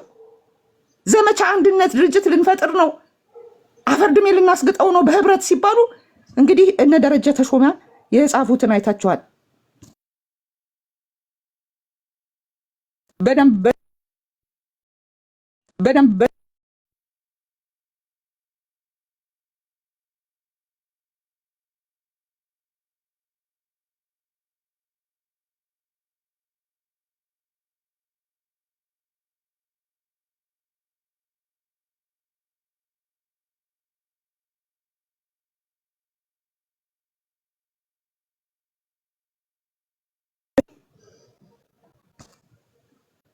የሚገርማችሁ ነገር በፋኖ አደረጃጀቶች ላይ ስም የሚለጥፉትም እነዚህ ናቸው። እንግዲህ እግዚአብሔር ያሳያችሁ። እነ ምስጋናው ናቸው ተሰብስበው እስክንድር ብቻ ነው ንጹህ፣ ሌሎቹ ከቲፒኤልኤፍ ጋር ነው የሚሰሩት ብለን ወስነን የአማራ ፋኖ በጎንደርን አፈርድሜ ያስግጠን እስክንድርን አነገስን ነው የሚለን። ከንሰርኑ ኢትስ ኖት አባውት አማራ። እነዚህ ሰዎች ክሊርሊ የትናንትናውንም የእንትንንም ስታዩ ነበረ። ግን ይሄ መሰለኝ አሁን እነዚህ አማሮች ናቸው። እነዚህ ለአማራ ነው የሚሰሩት። ለዚህ ነው ዘይትና ውሃ ናቸው። አላማቸው ሌላ ነው። ስም የሚያጠፉት እነዚህ ናቸው። የብልጽግና መንገድ ነው የሚከተሉት። ባይዘው የብልጽግና እንደዛ ነው። ስሜር ካምፔን ያደርጋል፣ ይመታሃል፣ ከዛ ከህዝብ ይነጥልሃል፣ ያጠፋል። በምትኩ የራሱን ነገር ይተክላል። እነዚህም እየሄዱ ያሉት ለዚህ ነው። ሸዋ ላይም እንደዚሁ እነ መከታው ማሞ የሚሰሩት ለህዝብ አይደለም። ለማን ነው የሚሰሩት? ለእስክንድር ነጋ። ለምን? ደጎስ ያለ ገንዘብ የተቀበሉት ናቸው። እንደዚህ ሞቴን ከድርጅቱ ጋር ያርጉት የሚለው ምስጋናውንም ሰምተናል። የመጨረሻ ሰው ብቻዬን ብቀር እንኳን ይሄንን እንደውም ባሰማቸው የቅድሙን ኑዛዜ ወርዶ ምን ይላል? እኔና ደረጃ ይላል ወተን አቋማችንን ገልጸናል፣ በተአምር ሌላ ድርጅት አይፈጠርም ይላል። እንዴ እነማን ናቸው እነሱ? ድርጅት ለፋኖ ነው ወይስ ለእነዚህ ሰዎች ዋሽንግተን የሚሰራ? በዚህ ምክንያት ነው ይሄ ሁሉ ግብግብ፣ የስም መሰጣጠት፣ ይሄ ሁሉ የብልጽግና መንገድ ነው የሚያንጸባርቁት። እነዚህ ፈጽሞ ፋኖ ነው እየተዋጉ ያሉት። ታዲያ ከነዚህ ጋር እንዴት አይነት አንድነት ነው የሚፈጠረው? አንድነት ይፈጠር ከተባለ ለምን ይዋሻል? በጣም ጥቂት ነው፣ ሸዋ ላይ ይጠፋል። ዩልሲ ራሱን በራሱ ነው የሚያጠፋው። ባይዘወይ ሰው መጥቶ አጥፍቶት ምናምን ሳይሆን አማራ እየነቃ ህዝብ ይሄው የሸዋ ህዝብ አይኑን ብቻ ብቅ አድርጎ ተከናንቦ እያያቸው ነው፣ እያጠናቸው ነው። ሆ ብሎ ነው የሚነሳባቸው። እንደ ማጀቴ ድንጋይ ወርውሮ ያባረራቸዋል። እና ይሄ ነው አባድፈን መንገድ ሰራን። አሁን መንገድ ሰራን ነው እንዴ የምንፈልገው ዜና? ትምህርት ቤት ገነባን ነው እንዴ በድሮን እየተቀጠቀጥን? ትምህርት ቤትን አታክ የሚያደርግ ክሊኒክን፣ ሆስፒታልን አታክ የሚያደርግ አብይ አህመድ እያለ ትምህርት ቤት ሰራን የሚል ዜና ነው የሚነግረን። ይሄ እኮ ፒውር እኮ የፋና የኢቲቪ የምናምን የብልጽግና ፕሮፓጋንዳ እኮ ነው የሚሰሩት። ስለዚህ ይሄ እስከ መቼ ነው የሚቀጥለው? ይሄ ሁሉ ደም እየፈሰሰ ይሄ ሁሉ አጥንት እየተከሰከሰ ወንድሞቻችን ዋጋ እየከፈሉ እስከ መቼ ነው ይሄ የሚቀጥለው? ፋኖ ለምንድን ነው አርበኛ ዮሐንስ ንጉሱ እንዳለው ከውስጥ ወደ ውጭ እኛ ነን እየታገልን ደም እየከፈልን ያለ ነው። እናንተ እዛ ሆናችሁ ይሄን አርጉ እያላችሁ አታስገድዱን ነው ያለው። ይሄ ነው ፋክቱ። ማንም ሰው ደግሞ ሊያስገድዳቸው አይችልም። እነኚህም መክሸፋቸው አይቀርም። እና ይሄንን ነው የምላችሁ። አባድፈን እንግዲህ ከዚህ በኋላ ጉዳዩ ካልገባ ሰው እንዴት ለአንድነት ይጎተጎታል? እንዴት እግዚኦ እየተባለ ይለመናል በዚህ ሰዓት? እነዚህ ሰዎች ብንሞት ይሄንን ድርጅት አናፈርስም እንዴት ሊሉ ይችላሉ? ይሄ እኮ አንዱ እኮ ማሳየው ነው። አርበኛ ባየ ደግሞ የነገረን ቁልፍ ነገር አለ። ኮሎኔል ታደሰ ያሉት እስክንድር መስፈርቱን ያሟላል የሚል ነው ምርጫ ያደረግነው እንጂ እስክንድር መሪ ይሁን የሚል አይደለም። ትረስት ብሬክ አድርገዋል። ማንም አያምናቸውም። የትኛውም ፋኖ አያምናቸውም ስለዋሹ፣ በወሳኝ ሰዓት ሴራ ስለሰሩ። ለዚህ ነው ይሄ ድርጅት አልተፈጠረም። ለምን? ሴንትራል ኮማንድ አይደለም። ሴንትራል ኮማንድ አለመሆኑን ሲያውቁ ፋኖ የለፋው ሴንትራል ኮማንድ ለማቆም ነው። ይሄ ሴንትራል ኮማንድ አልሆነም፣ እንሰባሰብና እንምከር፣ ይሄ ድርጅት መምጣት አለበት ብለው እንደመቀመጥ ራሳቸው በስልጣንና በሴራ የተተበተቡ ሰዎች ወንድሞቻችንን አፈነገጡ፣ ስልጣን ወደው እምቢ አሉ እያሉ ያልተፈጸመ ነገር በመጨረሻ የተበተነውን ስብሰባ በምርጫ ተጠናቀቀ ይሉናል። እነዚህ ሰዎች ሴራ ነው የሚጠምቁት እንጂ ትግሉ እንዴት ይስመር፣ እንዴት አድርገን አንድ ክንዳችንን አገናኝተን ህዝባችንን እንዴት ከመከራ እናውጣው አይደለም የሚሉት። ለዛ ነው እንዴ አንድ ሁኑ ተብሎ አይለመንም። ምክንያቱም አንድነት ከማንም በላይ ለፋኖ ወሳኝ እንደሆነ ያውቀዋል፣ ለፍቷልም። አፋድን ሲመሰርቱ እኮ መከራቸውን እያዩ ተራራ ለተራራ እየሄዱ ከድሮን እየተሳደዱ ኔትወርክ ፍለጋ እየተሰቃዩ እኮ ነው 28 ቀን የተሰበሰቡት። ታዲያ እነዚህ ሰዎች ለስልጣን ነው እንደዛ የሆኑት? እና እንደዛ ነው። ሶሪ በጣም ይሄ የሚያቃጥል ጉዳይ ስለሆነ ብዙ እንዳላወራባቸው አባድፈን ሸዋ ላይ ብቻ ሳይሆን ጎጃምም ላይ ያው ነው፣ ጎንደርም ላይ ያው ነው። በደንብ አብጠርጥሬ ነው ማቆያ አንዳንዷን ኮርነር። እኔ ሸዋ ስለተወለድኩኝ ሸዋ ብቻ ይመለከተኛል ብዬ መቀመጥም እንዳልሆንኩ ታውቃላችሁ። የአማራ ነፃነት ይምጣ ብለን ነው እኮ ደፋ ቀና የምንለው። ስለዚህ ያ የሚሆነውን ነገር ወንድሞቻችን እየወጡ እየተናገሩ ነው። እነሱን ካልሰማን ማንን ነው? ዋሽንግተን ቁጭ ብሎ በኪሱ የድርጅት ማህተም እያመጣ ቀፋፊ። እስቲ አስቡት፣ ፀሐይ መውጫ ላይ ያደረጉት እነማን ናቸው? እነ ዶክተር አምሳሉ አይደሉም እንዴ መግለጫ የሰጡት? ያና በጣም አስቀያሚ። ፋኖን ቲፒኤልኤፍን ያሰለጠነው ማለት ምን ማለት ነው? እስቲ አስቡት። እነ ሻለቃ ሀብቴ ከቲፒኤልኤፍ ጋር ነው የሚሰሩት ብለው እኮ ጠየቋቸው በግላጭ ማለት ነው ሳያፍሩ። እንዴት ነው እኛ ለርስታችንና ለማንነታችን እየሞትን እንዴት ነው ለቲፒኤልኤፍ ጋር ሰሩ የምትሉት? ከህዝብ ለመነጠል ካልሆነ የብልጽግና አካሄድ ነው የምታደርጉት። እና ይሄ ትክክል አይደለም። አንድነት መጥቷል ግጥም አድርጎ። ቆይ ቶርዲት ሰላም ብያለሁኝ። አባድፈንን ያው አባድፈን ጋር እኔ በዚህ ሳምንት የሀሳብ ልዩነት አለን። ያው የሀሳብ ልዩነት ነው። ዞሮ ዞሮ ትግል የሀሳብ መቀያየሮች ይኖራሉ። በወርም ሊሆን ይችላል፣ በአመትም ሊሆን ይችላል። አሁን አንቺ የምትይው ያለ በሸዋ ላይ ያለ እንቅስቃሴ እኔ 70 ለ70 መግለጫ ሲሰጥና በገንዘብ ማግዙን ያለው ችግር ትንሽ ከበድ ያለ ነው ብለው መግለጫ ሲሰጡ ሰምቻለሁ። መንስኤው ግን ምንድነው? አልስማማ ያሉት ከነመከታው ጋር ያለው ትክክለኛ መረጃው ብትሰጪን፣ ያለ መረጃ እውነተኛ ታጋዮች እንዳንቆልና እውነተኛ ትግል እንዳንጠልፍ ያለውን እውነተኛ መረጃ አለመግባባት ነው ወይስ ችግሩ ምንድን ነው? በዛ ውስጥ እርግጥ አበበ ጺሙ የተናገረው እኔ አላስደሰተኝም። ስናይፈር ተኮሾቻችን ኦሮሞዎች ናቸው ብለዋል። ልክ ነው። አንዱ ሁለት አብሮ እኛ የሰው ዘር ጠልተን የሰው ዘር ለማጥፋት አይደለም የአማራ ትግል የመጣው። 2-3 ሰው ሊኖር ይችላል በዛ ውስጥ። በዛን ደረጃ ግን እንድትየል ኦሮሞ አብሮን እንደዚህ ይታገላል ብለህ መናገር ግን የትግሉ መስመር ምን ላይ ነው? መንገዱስ ምን ላይ እየሄደ ነው ብለህ መጠየቅ ይቻላል። አጠቃላይ ያሰላለፉ እነዚህ አይፋድ የሚባሉት በሙሉ ኢትዮጵያንስት የሚባሉት እነዚህ ሐሰተኛ ኢትዮጵያውያን ኢትዮጵያ የሚጠሉ ኢትዮጵያ የሚወዱ ቢሆኑ ኖሮ ችግር የለም። ከኢትዮጵያው አንዱ አማራ ነበረ። ኢትዮጵያ ማይወዱም አማራ ማይወዱም እሱ የአማራ የሆነ ትግል ለመጥለፍ ኢትዮጵያ ብለው ነው የሚመጡ። የአማራ ትግል ደጋፊ ነው የሚለው በስተጀርባ መጥተው እንዳያግባቡ ማድረግ፣ አንድነት እንዳይፈጠር ማድረግ፣ ተቋም እንዳይፈጠር ነው ስራቸው የሚሰሩት። ይሄ የታወቀ ነው። የረጅም ጊዜ ልምድ ስላላቸው ዋናው ስራ ይሄ ነው እና በስተጀርባ ሆኖ የአማራው አንድነት በጎንደሩም በዛም ወደ አንድነት እንዳይመጣ ስራ ይሰራል። በተለይ ሸዋ ላይ ግን ምንድን ነው ችግሩ?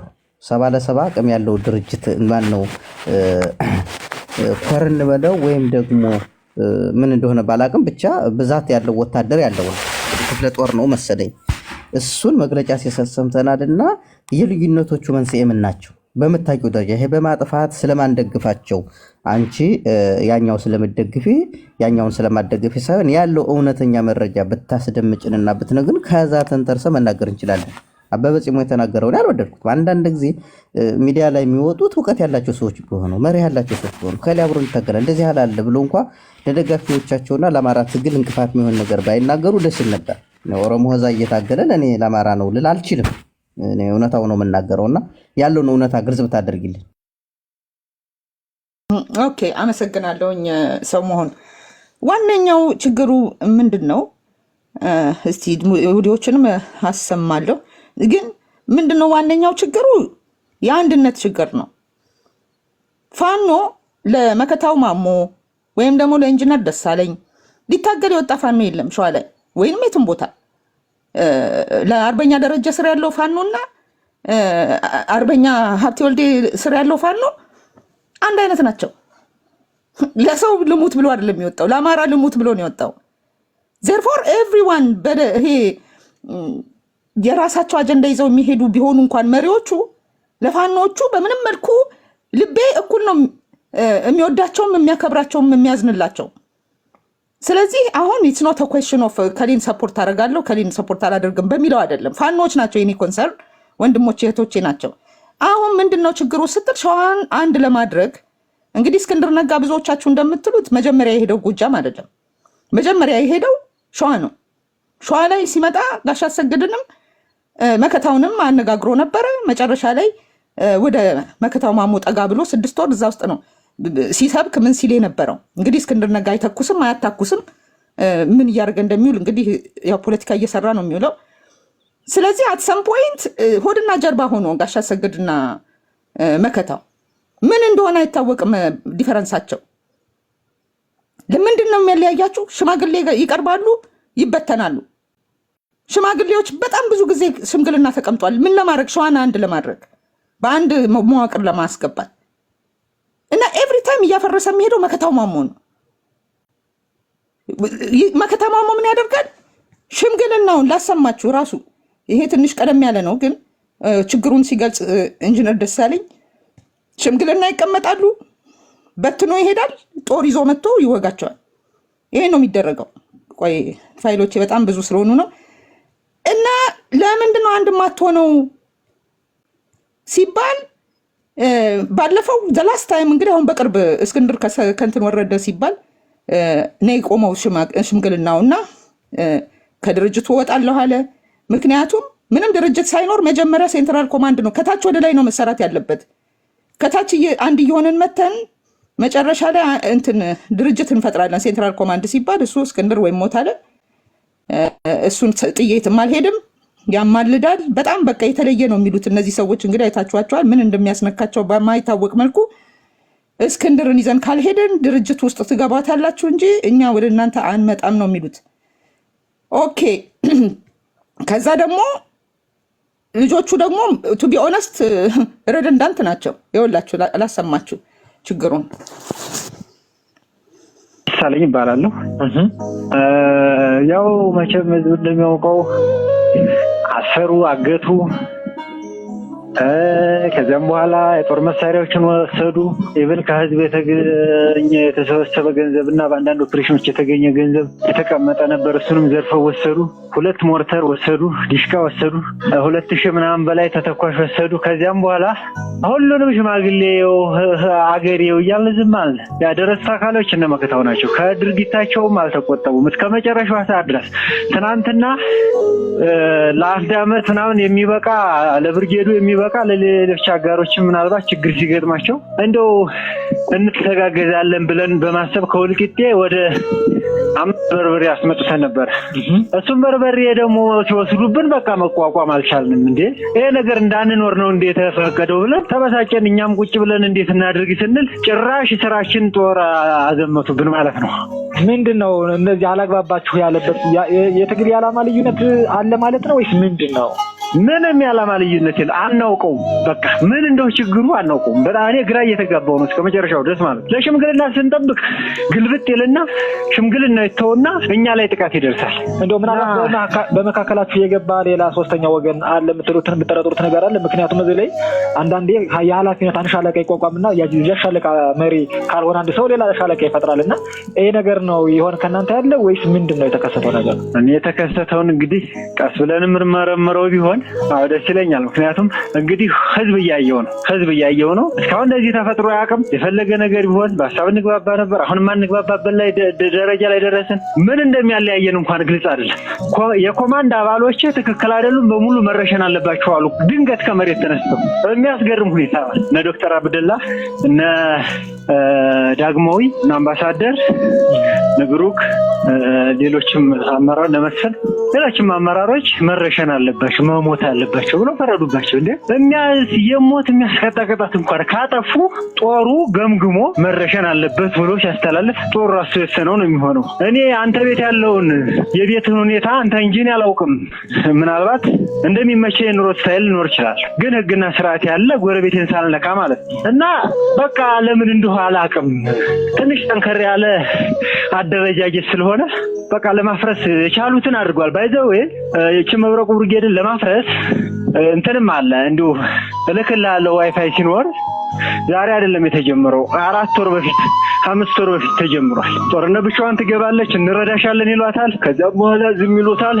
ያለቀው አልቆ ይወጣል። በሴራ አመራሩን ይቀይራሉ እንደፈለጋቸው። አሁን አመራሩ አዛዡ እኔ ነኝ። ትላዛዥ መስፍን የጦር ክንፉ ነፍሱን ይማረውና አምሳላ አባይ የሚባል ነው ነበረ ማለት ነው። እና የጦር ክንፍ የነበረውን ወንድማችንን አዛዥ ብለው ሪፖርት አድርገዋል። እኛ ምንም አዛዡም ሲያቅ ኮሚቴው ሲያቅ ጭምር ማለት ነው። እና ካፈረሱት ቆይተዋል በእነሱ ሳቢ እና አካሄዳቸው መጨረሻ ላይ እዚህ ደረሰ ማለት ነው። እንግዲህ ምንድነው አሁን ድንገት በዚህ ነው የጀመረው። ባይዘወይ በዚህ ነው የጀመረው። እንግዲህ ለምን ጀመረ? ዘ ኦንሊ ኒው ቲንግ እዛ ጋር መጥቶ የተቀረቀረው እስክንድር ነጋ እና ግንባር የተባለ ተንከሲስ እንግዲህ ከመጣ በኋላ ነው የአንደኛው ወገን ነው የሰማነው። የዛኛው ወገን ምክንያት ሊኖረው ስለሚችል በትክክል መሰረታዊ ችግሮቹ ቢታወቁ ጥሩ ነው። የቆየ ስለሆነ ይሄና አሁን ያለበትን ደረጃ ተለያይተው እኮ መታገል ይችላሉ ተከባብረው። ምክንያቱም ምን ያሁን አጀማመሩን አንድ ጊዜ ሰሞን አጀማመሩን 45 ደቂቃ እኮ ምንም ሳንናገር ቁጭ አለ። ቆይ ግድ የለም ምንም ችግር የለም። አንተ 45 ደቂቃ ታወራለህ። ከዚህ በኋላ ይቃጠላል። ሁላችንም እኮ ስለ ማውራት አይደለም። አላማህ ማውራት ከሆነ ምንም ፋይዳ የለውም። መግባባት ከሆነ ብቻ ነው መነጋገር አስፈላጊ ሆነው እንጂ እኔ 3 ደቂቃ ላውራ ምናምን በሚል እኮ የትም አንደርስም። አሁን መከታው ቁልፍ የሆነ ጥያቄ ጠይቋል። ዋይ ኢዝ ዚስ ሶ ነው ያለው። አሁን ይሄ እንዴት እንደጀመረ ነው ምንም በማያውቁት እዛ ጋር እንደዚህ ጉድ ጉድ ማለት ከጀመረ በኋላ እንዲህ አይነት ነገር ሆነ።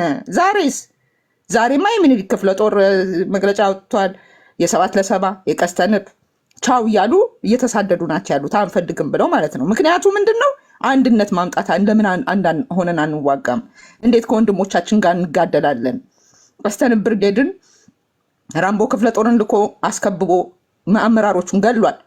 ለምን ይሄ ይሆናል ነው? ለምንድነው በጦርነት ለምንድነው የምንዋጋው? እኛ ለአማራ አይደለም የወጣ ነው። ለምን አንድ ሆነን አንዋጋም ነው?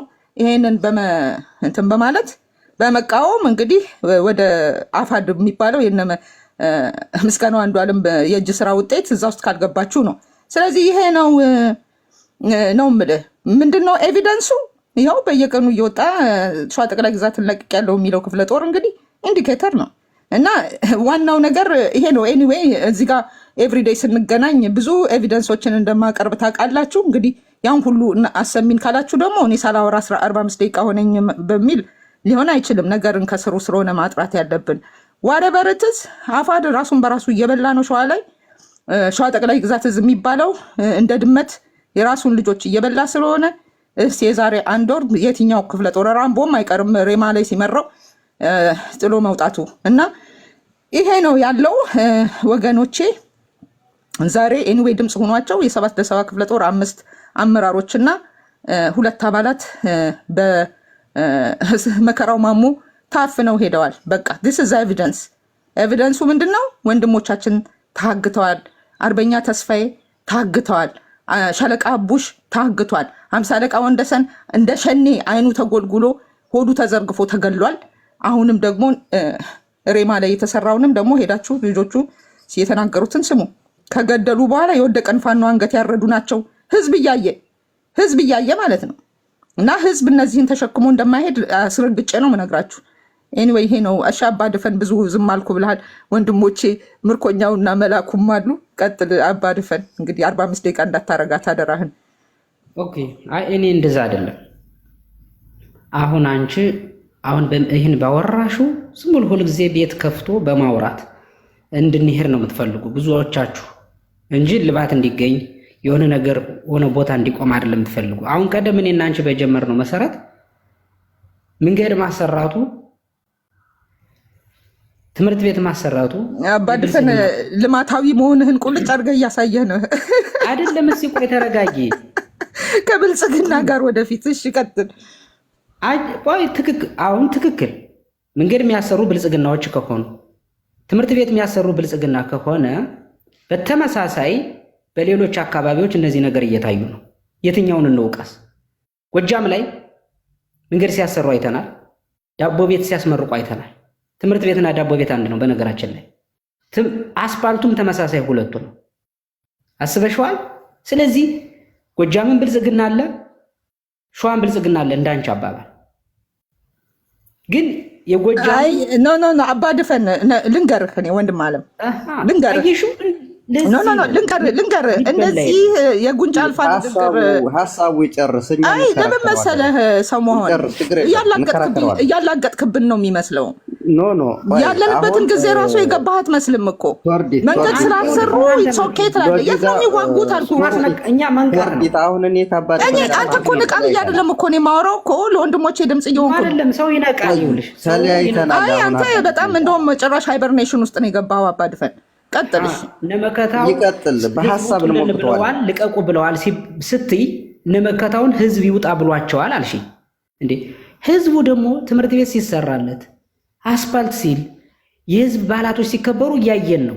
ይህ ህዝብ አማራ አይደለም የሸዋ አማራ አይደለም ብዬ ስጠይቅሽ ትምህርት ቤቱ የብልጽግና ፕሮጀክት ነው ፕሮፓጋንዳ ነው አልሽ።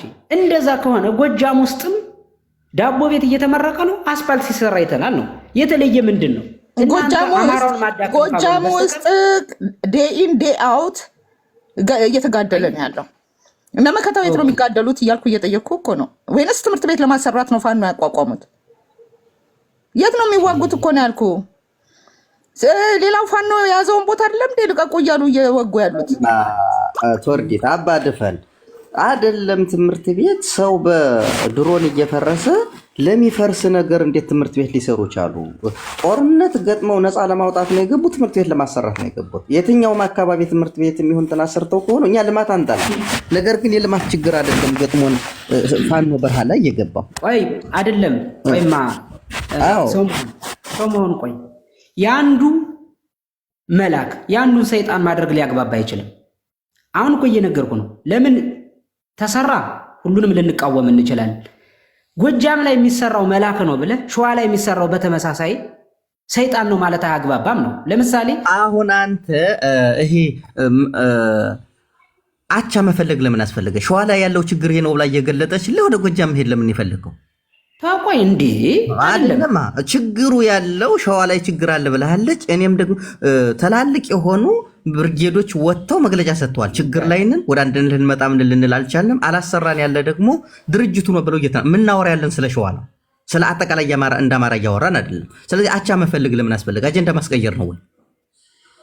ስለዚህ በሸዋ ላይ ተንተርሰህ መሟገትና መናገር ያለብህ ነገር ካለ ያን ጠይቅ። እኔ እንደጠየቅኩት በመረጃ ችግሩ ምንድን ነው ቅድም እንደጠየቅ አድማጭ ነው። 96 ሰዎች አሉ ያደምጡና 98 ሰዎች ሆኗል አሁን ራሱ። ቶርዲት ምንድን ነው ያለሽው? ሸዋ ላይ ህዝቡ በቃችሁ ውጡልን ብሏል። እነመከታው ነው ያለሽው እንዴ? እነመከታው ሸዋ ላይ ያለው አንድ ህዝብ ነው፣ አንድ አማራ ነው የምናውቀው። ትምህርት ቤት ሲያሰሩ፣ አስፓልት ሲያሰሩ የህዝብ ባህላቶች በሆኑ ንግግር እያደረጉ ነው። የትኛው ህዝብ ነው ውጡ የሚላቸው ብዬ በምጠይቃት ሰዓት ምንድን ያለሽ? ትምህርት ቤቱና አስፓልቱ የብልጽግና ፕሮፓጋንዳ ነው አለሽ። እንደዛ ከሆነ ደግሞ በተመሳሳይ እኛ እንደ አማራ ፋኖ ነው አይደል የምናስበው? እንደ አማራ ፋኖ ነው የምናስበው። ከዛ ውጭ እኮ ሸዋ መሄድ አይጠበቅብኝም፣ ጎጃም መግባት አይጠበቅብኝ። ጎጃምን በተመሳሳይ ፋኖቹ በተቆጣጠሩት ቦታ ዳቦ ቤትም ያስመርቃሉ፣ መንገድም ያሰራሉ። መንገድ በማሰራትና ዳቦ ቤት ወይም ትምህርት ቤት በማሰራት ትግላቸው ሊገመገም አይገባም ነው ያኝ። እንደዛ ከሆነ በየቦታው ልማት እያለሙ የምናያቸው ፋኖች አሉ፣ በፋኖ ስም የተደራጁ ፋኖ። በጣም እኔ ትዕግስቴን እየተፈታተንከው ነው አባድፈን። አውቀህ ነው እንደ ግመል ሽት ወደኋላ እየሄድክ ነው። ለምን መሰለህ እኔ ራስህን ነው የምታስገምተው። ልንገርህ እውነት የሁሉ ጊዜ የታገልክ ከሆንክ እነዚህ ሰዎች ይሄ ነው። ቆይ አድምጠኝ። እሺ ጋሻ ሰግድ ሲያስተዳድረው የነበረውን ማጀቴን መጀመሪያ እንዴት እንደሆነ ራሱ ልጆቹ መጥተው ተናግረዋል። ይኩኖ አምላክ ክፍለ ጦርን እንዴት አድርገው ሰርስረው እንደገቡ ጦሩ ምንም ነገር ሳያቅ እነ መከታውን ይዞ ጋሻ ሰግድን ሲፈልገው እንደነበረ ጋሻ ሰግድ ተወላጅ ነው። አንተ ብልጽግና ነህ እባክህ። አንቺ ቤት ብልጽግና ነህ አንተ አቦ እንትን ትላለህ። ጭንብልህ ተገፈፈ። በዘመቻ አንድነት ጭንብላቸው ከገፈፉ ሰዎች አሉ።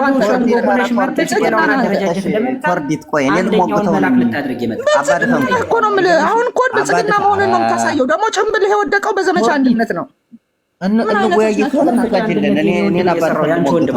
አባደፈን ልሞግተው ነኝ። አንቺ ዘመቻ አንድነትን የኔ ወንድም ነው ማርኮ ያሳየ እንጂ አንቺ ወንድም አይደለም። የተቃወምክና ፍራሽ አውርዳ ያለቀስከው አንዱ አንተ ነህ። አረስቲ ቆይ ቶርዲት ምንድነው? ቤት እኮ ከፍተሻል። አወያየን እንጂ ሌሎቹ ምን ወያይ አጣሶራ አንድ ደቂቃ ለምሳሌ በጣም ይቅርታ አድርግልኝ ካለው ከምንደማው አንፃር እዚህ ጋር መጥቶ ትምህርት ቤት ሰሩ መንገድ ሰሩ እያለ ሲቀልድ በጣም ያማል። እኔ እኮ ይዤዋለሁ። እኔ አሁን ልከራከረው ነኝ። በነገራችን ላይ እንደ አማራ አንስተን ስንተች ብዙውን ጊዜ የአንድ አካባቢ ናችሁ እያሉ እንደ አባት ሀገር አማራ ተቸግረን ነው እንጂ በእነመከታው ጥያቄ ያነሳ ነው። እኛ በጋሽ አሰግድ ዘምቶ ቤቱን ሲበረብሩትና ሲመቱት እንዴት አለመግባባት ሊኖር ይችላል? ልትታኮስ ትችላለህ።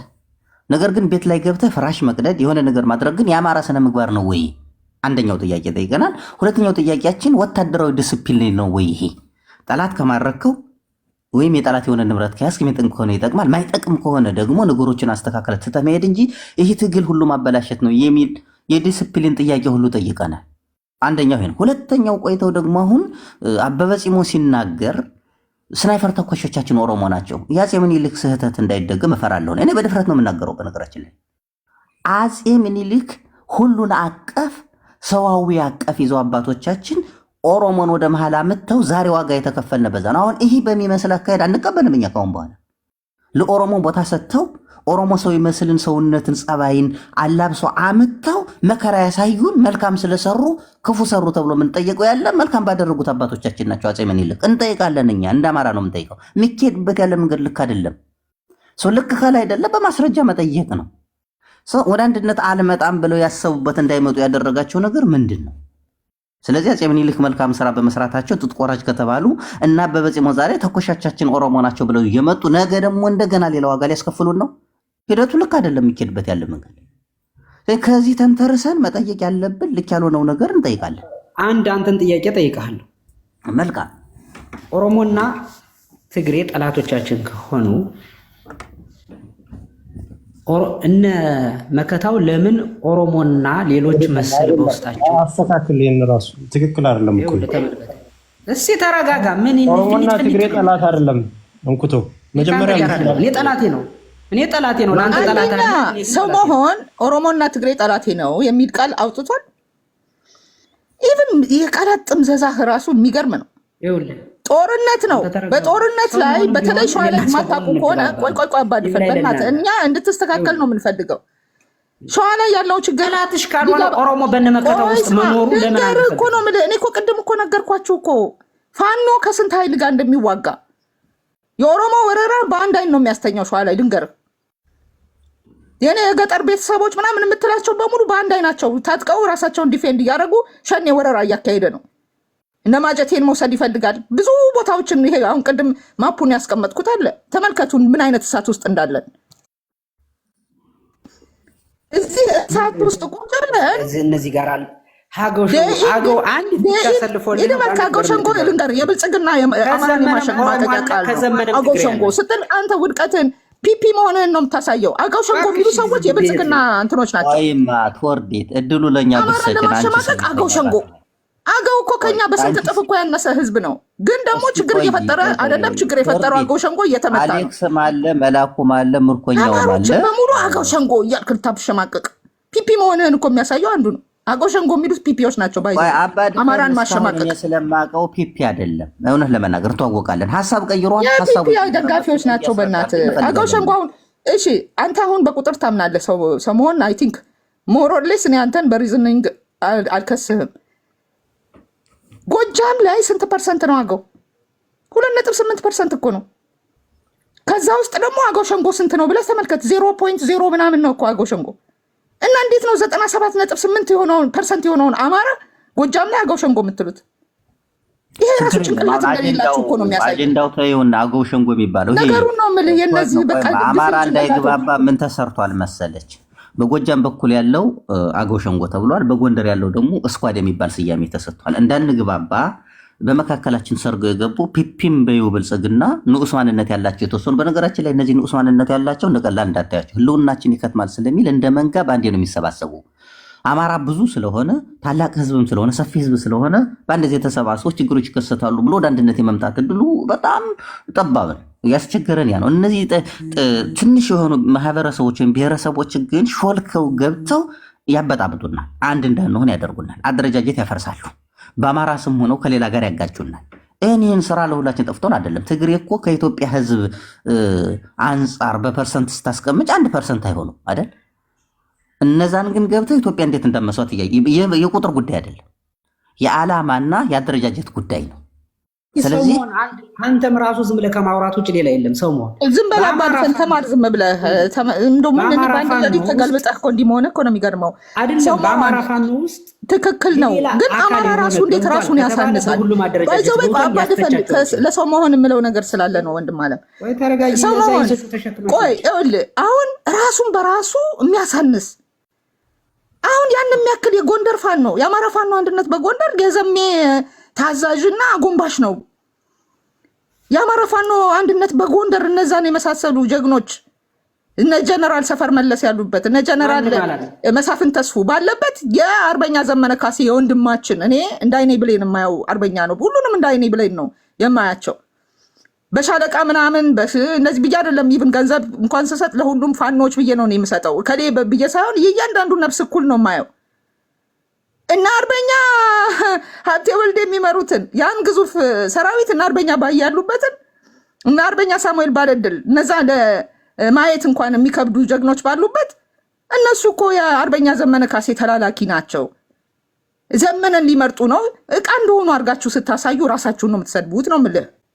ዘመነን ማን ነው የምትሰድበው ነው የምልህ። አሁን ደግሞ አገው ሸንጎ እያልክ ድፍን የጎጃም ፋኖን አገው ሸንጎ የአገው ሸንጎ ስትሉ ሰልፍ ኢንፍሊክትድ አቤስመንት ነው የምልህ። ራስን በራስህ ነው የምታዋርደው። አገው ሸንጎ ብለህ አማራን ስታሳንስ ራስን ነው የምትሰድበው እያልኩ ነው።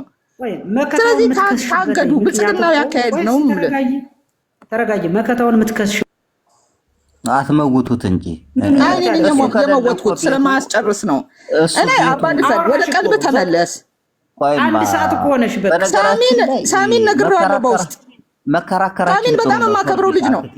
ቶርዲት አንተ ነህ ይሄንን ጠንስሰህ ሰውን ወደ አልተፈለገ አቅጣጫ ብልጽግናዊ አቅጣጫ እየመራህ ያለው አባድፈን። እናመሰግናለን። እዚህ ቀጥል እንስማ። ወንድማችን ነህ። ቀጥል። እኛ በደንብ ነው ምን ይዘው ቀጥል። አባድፈን ወንድማችን እኮ ነህ።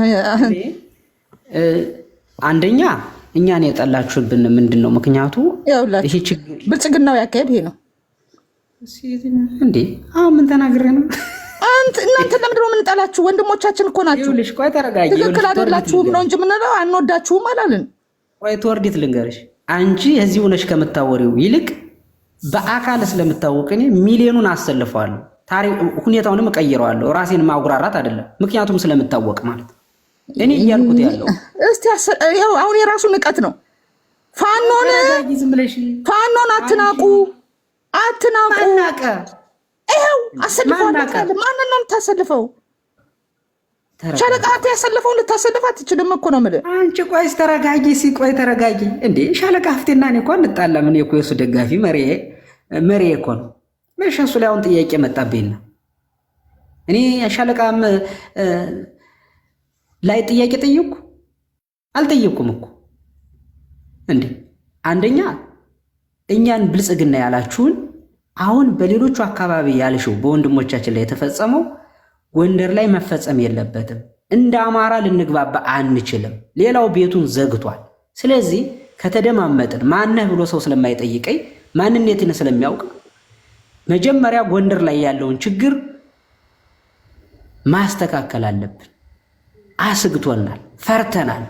ትግሉ ሊንኳላሽ ነው። በመግለጫችንም አባት ሀገር አማራ ህዝብ በፊት አውጥቷል።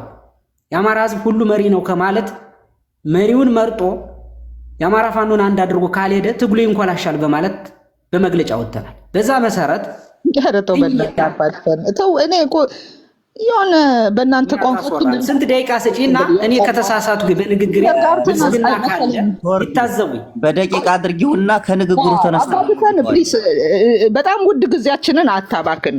የሆነ ሆኖ ይኸውላችሁ ሳሚ ልዩ ኃይል ነበር የነበረው መሰለኝ እኮ ልዩ ኃይል ነው የነበረው። ከልዩ ኃይል በፊት አይተህ እንደዛኛው መሰለኝ ነበር። ሪከርድ በማሰማት የሚቀየር ነገር የለም። ቶርዲት ግን እኔ በሚሰራው ነገር ግን በማየው ነገር የእውነት ነው የምላችሁ ያድዋ እኔ በአንድ ታሪክ ማውራት የማልፈልገው ሳሚ በዚህ በወያኔ ጦርነት ወደ ዘምቶ የሆነ ነገር አለ። ከዛ ጀምሮ ነው ማቋዛት ያለው ነገር አላውቅም። እሱ ለምን አትነግረንም? እዛ መሳሪያ ሲነግሩ የነበሩት ነው ጋሸና አካባቢ እንላፈው እሱን ከዛ ነው። አይ ኖ እሱም አለቀ ባይዘይ በዛ ተከታተል ነበር ያን ጊዜ ከታተል ነበር የጦርነት ጊዜና ብዙ ልጆች ከዚህ ከኛም ከባህር ዳር ሄደው መሳሪያ ይዘው መጣው ሽጠዋል። እንገር ከነዚህ ላይ ይቻላል። ይሄም ከነሱ ጋር ነው አብሬ ካልፈሳው አብሬ ካልበላው አብሬ ካልጠጣው በአንድ ልክ እንደ ሽመልስና ማን ነው የሲዳማ ሎጂካዊ የሆነ ጥያቄ ያቀረበ ስለሆነ እኛ እንከራከረው እያልነው ነው። ችግር እኮ የለም። አሁን ባሰማሽ ሪከርድ እንደደኝ እኮ ነው። በእናትህ እንዲህ ይቀለዳል እንዴ? እሺ ቀጥል። ትግል እንዴት ነው? አሪፍ ነው ግን ሰሞን ይቅርታ አባድፈን ንግግርህ ማለት ነው አይደለም እንዲገባኝ እኔ ፐርሰናሊ አንድ ግልጽ ማድረግ ያለብህ ነገር ያለ ይመስለኛል። አንደኛ ቆይ ችግር የለውም እየጠየቅኩ እኮ ነው። አንተ የማውራት ችግር የለብህም ግን ክሊርሊ እንዲገባኝ ስለፈለግኩ ነው። እኛ እያልክ ነው የምታወራው። እኛ እያልክ የምትጠራው ድርጅት ነው ምንድን ነው? ሜቢ አሁን ስህተቱን ወክለህ የመጣኸው ድርጅት ካለ ምናልባት እንግዲህ የምታሳምነን ከሆነ ከዛ እንግል ነው የማየው። ከዛ ውጭ ግን ለምትሰጠው ሀሳብ እኔ እያልክ እንትን ብትል ችግር የለብኝም። አንተን ነው መመዝንህ እና እዚህ ሰው የተገኘው ሰው ቁጥሩ ትንሽ ቢሆንም ገስት ላይ ባይወጡም በደንብ የሚታዘቡ ሰዎች ስላሉ ነው መሀል መሀል ላይ የምታስቆምህ ይመስለኛል የምትጠይቅህና ክሊርሊ ሀሳብን ብትገልጽ ደስ ይለኛል። ለመስማትም ነው እዚህ የገባሁት። ቴንክ ዩ። ግን አትግቢበት ወርዴት ይግለጽ በየትራሰጀ መልካም። አይ ይሄ አንድ ሴራ አለ። ሰው ምን እንደሚል ሳይታወቅ እያፈኑ በዋይዋይታ በጮት እከሌ እኮ እንዲህ ያለ ነው ማለት እውነታን ማዛባት ያለ ሁኔታዎች አሉ። በጮት ከወንድምህ ጋር የመነጠል ምንም ችግር ሳይኖርብህ ምን እንዳልክ ሳይታወቅ አሁን ሩጣ አይታታል እና ሀፍቴን ጠራሽ ያልጠራሽው ነገር የለም። እነዛ ጋር እኔ ምን እንዳለብኝ ሳታውቅ ነው ዋናው ነገር። እኔ የምለው ስግብግብ ስለሆነ እኔ በድርጅት ሆነ በቡድን ውስጥ አቅፍ የምታገል ሰው ነኝ። እኔ ስብዬ ሳወራ የብዙሃኑን ጥያቄ ብዙሃኑ ያለበትን ታሳቢ በማድረግ እንጂ ብዙ ሰዎች እኔ እያሉ የሚያወሩ ስግብግብ ስለሆኑ ነው። ድርጅትም ውስጥ ቢሆኑ በብዙሃን ውስጥ ታቅፈውም እኔ እያሉ ነው የሚያወሩ። ለምን? ስግብግብ ስለሆኑ። አለቃህ አባድፈን አለቃህ እንዳትቀየም ኪዘርባይ ዝም ብለሽ ይሄ እኔን አይመለከትም፣ አንቺን ነው የሚመለከት። አለቃህ እንዳትቀየም ቶርዲት አባትሽ ቤት ገብቶ ይሆናል ራሱ። እኔ እኮ በነገራችን ላይ ፂም የሌለው ሁሉ እኛን እንዴት አድርጎ ሲሳደብ ይውላል። መልስ ብንሰጥ ይንጫጫል። ግን ዋናው ነገር ግን ምንድነው? አሁንም ቢሆን በጎንደር አንድነት አጠናክራለሁ፣ ስለ ጎንደር አንድነት እሰራለሁ። አለቀ። ይሄ ካንጫጫችሁ ተንጫጩ። ምን ሊጠበስ? አሁን ቶርዲት በሌላ ቦታ የነገረሽው የማፈን የመግደል የምናምን በጎንደር ውስጥ እንዲፈጠር አንፈልግም። አልተፈጠረ ያልክ ነው ጆሮ ዳባ አልክ እንጂ ተፈጥሯል። በፍጹም የሰው ልጅ እኮ እለት በእለት ሲንቀሳቀስ ብዙ ነገሮች ይገጥሞታል። ያን እንደዛ እንጂ የዓላማ ልዩነት ወይም ደግሞ በጥላቻ እኔ ካልኩት ውጭ የሚል የመተፋፈን ስራ በፍጹም አልተፈጸመም በኛ። ነገር ግን ያው እንግዲህ ልትክድ ትችላለህ። ተፈጥሯል። እያሳሳትክ አትሂድ። ውሸት እየተናገርክ ከሄድክ አቆምሃለሁ። ማነው የትኛው ሰው መጥፋፈን አሁን ጉናና ፍርሰናታል ብለው የሚፋልሉት እነማን ናቸው? ሜጀር ጀነራል ዋንታ ባተ ክፍለ ጦር በማን ስር ነው ያለው? የስልሳው ትውልድ ጋር ወጥቼ ራሱ እዚህ ጋር ማውቻው በቃ ዝም ብላ ቆረጥ። እኔ አንተ 60 ትውልድ አይደለሁም። ሽማግሌ ጋር አላወራም። በእናትሽ ቻው፣ ጨርሰናል። ቻው ቻው። ምን አይነት ሩቦክ ፈንገ ቀዘን ብልጽግናነታችሁ ያው ጭንብላችሁ ወደቀ። የአማራ አንድነት ነው እኮ የሚያስቀዝናችሁ። አሁን አንተ እኔ ባይዘው በጣም የምቀዳው ፋይል እያደረኩ ነው ማስቀመጣችሁ እና የምትናገሩት ነገር የውርደት ንግግር ነው። መንገድ ሰርተዋል፣ ትምህርት ቤት ሰርተዋል አለ ማን? ብልጽግና ስለሆነ ዘመቻ አንድነት ነው ይሄን ሁሉ ጭንብል የገፈፈው። አማራ እንዲሆን አልወደድክም ጠላህም። አርበኞች እኮ እየወጡ እኮ ሲናገሩ እኮ ስለማትሰሙ እኮ ነው። እኔ ኤቭሪዴይ በቀን 2 ጊዜ ከወጡ 2 ጊዜ ሰማቸዋለሁ። ከውጭ ወደ ውስጥ የሚገባ የለም። በቃ መሪዎቻችን ናቸው። አልተመቸኝም፣ አይመቸኝም፣ እንዲህ ባይሆን ጥሩ ነው ብለህ መናገር ትችላለህ። ነገር ግን አጀንዳ ግን እንደ ምስጋናው አንዱዓለም አይነት ሰዎች የአማራ ፋኖ በጎንደርን ጠምዝዘው ቦምባ መከንን የሚሉ ሰዎች ከዚህ በኋላ አይመጡም እየተባላችሁ ነው። አባድፈን ጭምብልህ ድንገተኛ ለመሰላችሁ። ዘመቻ አንድነት ድንገተኛ ነው።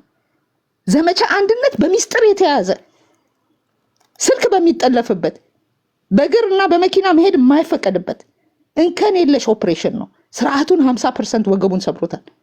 ያ ነው ያንጫጫቸው እና አባድፈንን ጭንብላቸውን የገፈፈው ማለት ነው። አንሰማችሁም። ይሄ ነው ስማ። በጣም እኔ እኮ የአይጥ ጭራ የሚመስል ምላስህን ብታወናጭፍ የአማራ ፋኖን ከመገስገስ አታቆመውም። ይህን ልንገር አስረግጬ ማለት ነው። እና ይሄን ነው የምለው። በጣም ይቅርታ ሰሞኑን አንተ ሪዝነብል ሰው ነህ። አሁን ቀጥልና ወደ ሌሎች ወንድሞቻችን እንድንሄድ። እሺ አንተ የተሰማህን ተናገር። ዊዛውት ኤኒ ሊሚት ቀጥል። ሰሞኑን አባድፈን ማስወረድ አልነበረባችሁ። ምን አሁን ትንሽ ስራ ላይ ለሌሎች ውስጫቸው መከራከር ራሱ እኮ ነው ሄደው አልተመቸኝም ብሎ ማስጨረስ አለባችሁ። እንደዚህ ያለ የተለየ ሀሳብ ያለው ሰው መከራከር አለብን። በክርክር ነው ማመን ያለብን። ይሄው ይቀጥሉ ስራ በአንድ ሌሊት እኮ ሌላ ሰው ሆኖ መጣብን እኮ ነው። ችግር የለም። ለማንኛውም ሌሎች አሉ። ቀጥሎ ነው እንትላል ዲያክ። እሺ ምርኮኛው ወንድም አለም እንዴት ነህ? ትናንት ሰድበኛል። እኔ እንኳን ወዳጄ ነህ። ቀጥል። እሺ አይ በነገራችን ላይ ያው የሰደብኩሽ ከአንቺ ያው የምታራምጂውን ፖለቲካ እንደ አማራ ብሔርተኝነት ጥሩ ነገር ስለሆነ ይሄ በጣም ሰው ከክብሩ የወረደ አማርኛ ምናምን ሲጠቀም እኔ አልወድም። በተለይ የምከታተለው ሰው እንደዚህ የምሰማው ሰው ምናምን ሀሳቡ ጥሩ ነው ብዬ የማምነው ሰው የሆነ መጥፎ ቃላቶች ምናምን ሲጠቀም ደስ ስለማይለኝ ነው የሰደብኩሽ ማለት ነው። ምን ብዬ ነው ግን እስቲ እንደው እንድታረም እንዳልደግመው። አባድፈን ዞሮ ዞሮ በፖለቲካ ባትግባቡ ይሆናል። እሱን ስትሰድቢበት የነበረው አማርኛው ምናምን ስለማይመቸኝ ነው። እንደ ዞሮ ዞሮ ታይው ብዬው ነው እንዳልደግመው ነገር ምን ስድብማ አባድፈን እሺ ምን ትገለ ወንድማችን ነው። እኔ ወደ ቤት እንዲመጣ ነው የምናገረው እንጂ ጠልቼው አይደለም። ግን ወደ ቤትና ምንድነው ያሳሳተ የሆነ የግል ግረንጅ ከሰው ጋር የሆነ ነገር ተነጋገርኩ ብሎ የጠፋ በግ እንዳይሆን ነው።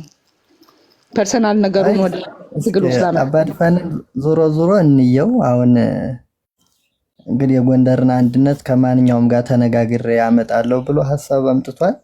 እኔም አከብረው ወንድሜ ነው፣ በጣም ነው የምወደው። ሐሳቡ አሁን የሄደበት መንገድ ይሄድ ይሞክረው። ያው ዞሮ ዞሮ እኔ በወደውም ባከብረውም ከሱ ሐሳብ ጋር ሄድም ዞሮ ዞሮ ግን ይሞክር፣ ችግር የለውም እንየው። እኔ አባድፈን ዞሮ ዞሮ ለአማራ የማይጠቅም እንትን አካሄድ ይሄዳል ብዬ ስለማላምን ነው። ባመነበት ይሞክረውና ካላዋጣው ይመለሳል፣ ካዋጣው ደግሞ ችግር የለውም ይየው። ወደ ዋናው ነገር ወደ አንቺ ስመጣ ግን እዚያውን ሸዋ ላይ ስላለው ነገር በነገራችን ላይ ከአራቱም ከአማራ ግዛት እጅግ በጣም ለትግሉ ወሳኝና ታርጌት የሆነው ቦታ ሸዋ ነው። በጣም ወሳኝ ቦታ ከመሆኑ የተነሳ ደግሞ እስክንድር እና ግብረ አበሮቹ በደንብ ከዚህ ላይ ስራ ተሰርቶበታል። ኃይሉን የበለጠ አጠናክሮ ብዙ ኃይል አደራጅቶ ኢቭን እንኳን አሁን ትክክለኛ የእስክንድር ደጋፊዎች ነን የሚሉ እነ ዲና ምናምን ስጠይቂያቸው እኮ ድርጅቱ ሸዋ ላይ ብቻ እንዳለ ሁሉ ነው የሚናገሩ። በደንብ ሸዋ ላይ እንደተሰራበት ሸዋ ላይ ጭራሽ ንቅንቅ ሊደረግ የማይችል አቅም ያለው ድርጅት እንዳለ ኃይልም እንዳለ በደንብ ነው የሚነገረውና ይሄን ነገር እንዴት ነው ከአማራ ብሔርተኝነት ጋር ቻችለን ልናመጣው የምንችለው የሚለው ነው ዋናው ነገር ማለት ነው።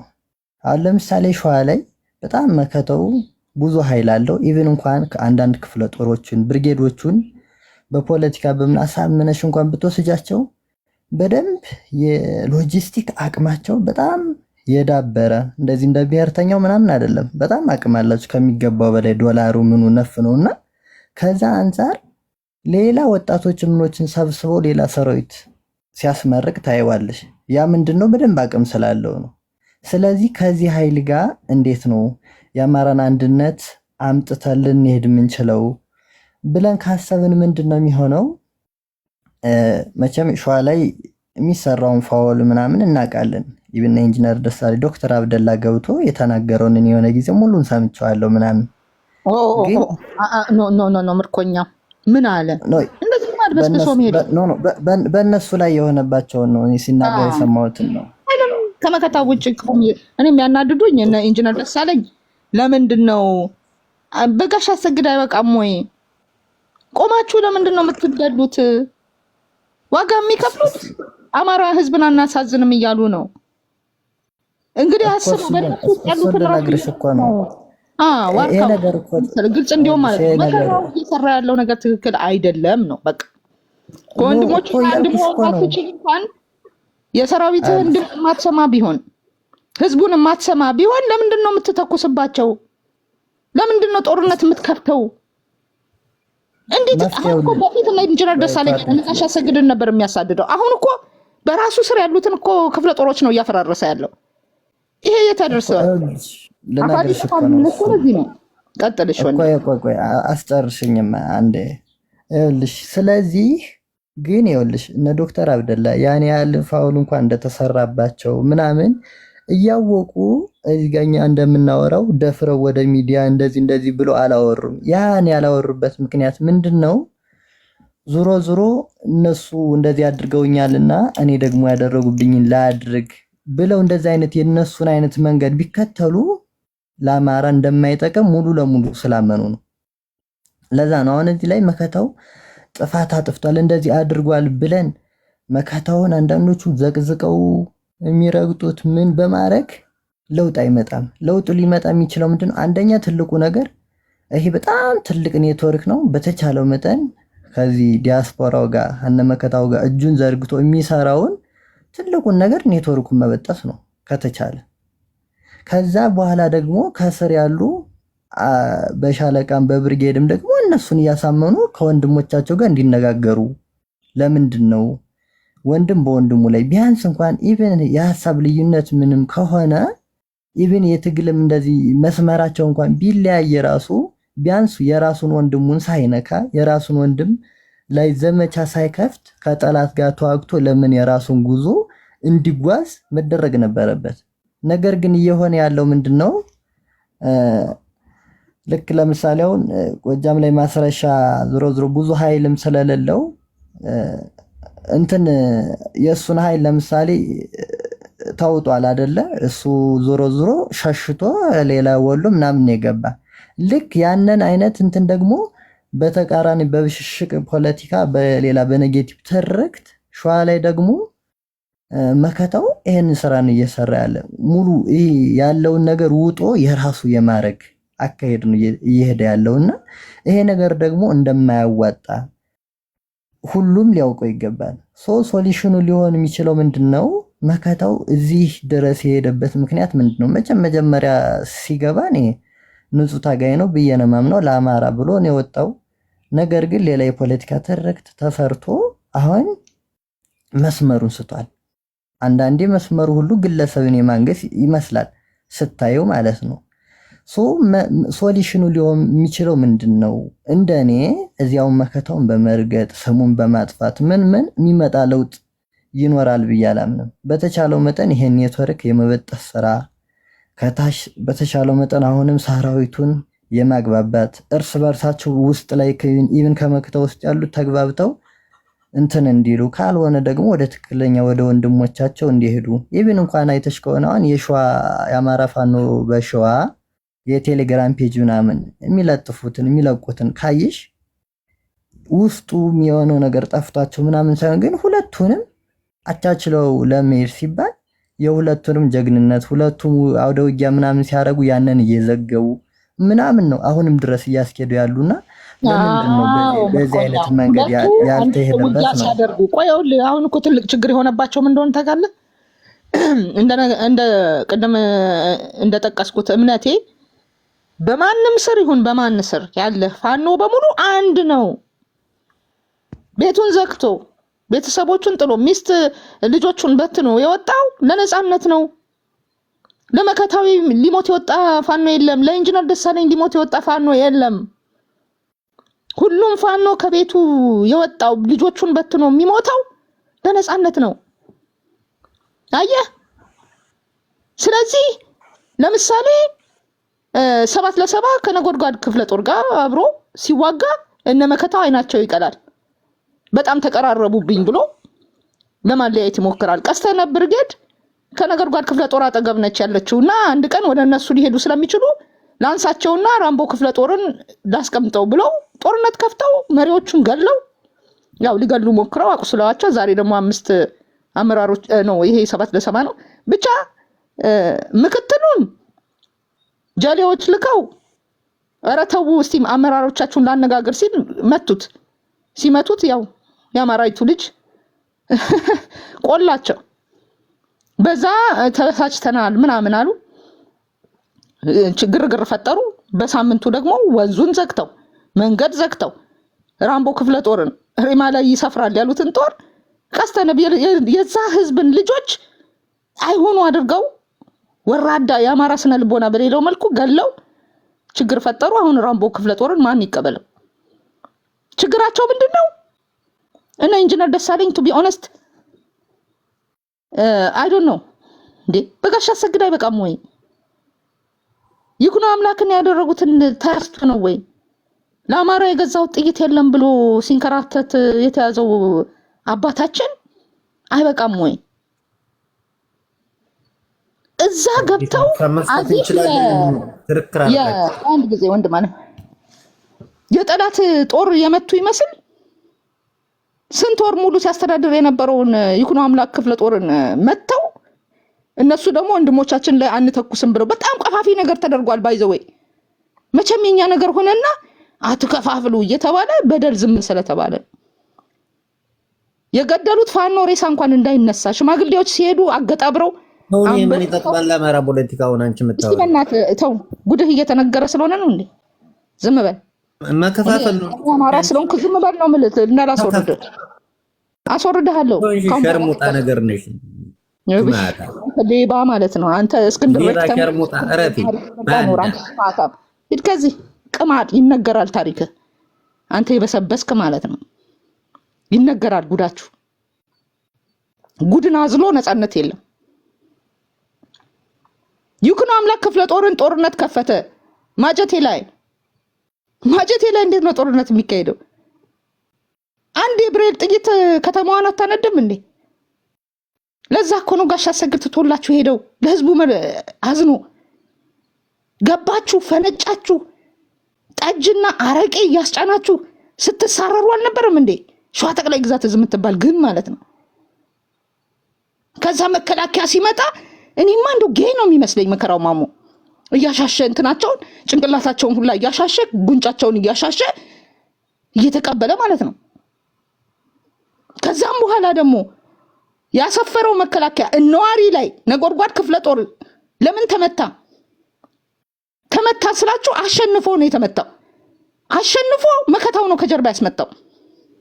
ከዛ የአብይ አህመድን ፕሮፓጋንዳ ለመስራት ዘመቻ ነዋሪ የአማራ ፋኖ ተሸነፈ ብሎ ማለት ነው ዘመቻ ነዋሪ እያለ ሲያቀልጠው አልነበረም እንዴ? በእውነት በዛን ጊዜ እኮ ሸዋ እዝን እኮ ሲመታ የነበረ ሰውዬ ነው ዘመቻ ነዋሪ እያለ ሲቀውጠው የነበረ ዘመቻ ነዋሪ እያለ ሲጮህ ነጎድጓድ ክፍለ ጦር አብይ አህመድን ገርፎ ነዋሪ ላይ ያለውን ካምፕ ስላራቆተበት እንትናን ማጀቴን ለቆ ወጣ በራሱ እንትን ማለት ነው ነዋሪ ተመታብኝ ብሎ ይኩኖ አምላክ ተመልሶ ገባ guess what happened after that መከታው ማሞ ጦርነት ገጠም ማጀቴን ለማስለቀቅ ማለት ነው አሳልፎ ሰጠና አብይ አህመድ ጀግኖቹ ነጎድጓድ ክፍለ ጦር ነዋሪ ላይ እንዳይሆን ሲያደርጉት የኃይል መዛባት ስለደረሰበት ማጀቴን ለቆ ወደ ነዋሪ ሄደ ራሱ በራሱ ማለት ነው ከዛ ይኩኖ አምላክ ቦታውን ያዘ ተመልሶ ማን ጦርነት ቢገጥመው ጥሩ ነው መከራው ማሞ ከዛ ህዝቡ ግልብጥ ብሎ አይናችሁን ላፈር ብሎ ሲገጥማቸው ነው ጥለው ሄዱት ወራዶች ይሄንን እየደበቅ አንድ አትከፋፊ ይላል ቅማል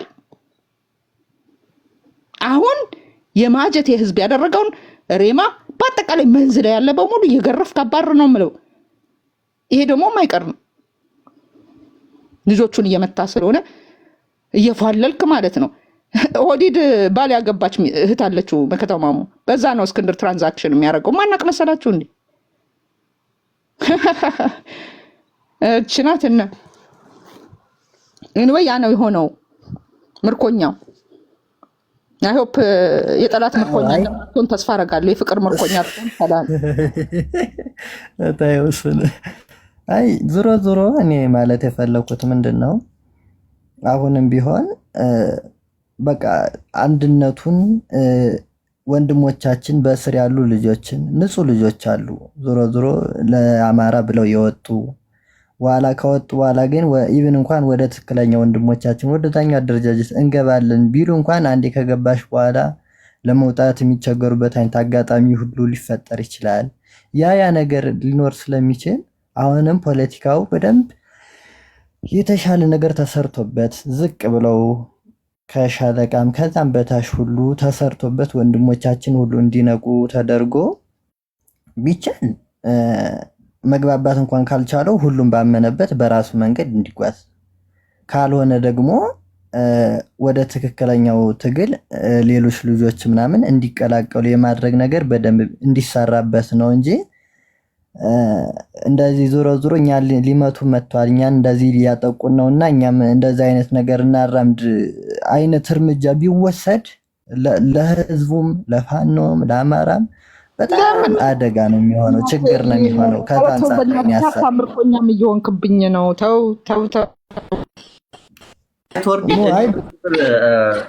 ቶርዲት የሚሰማ ከሆነ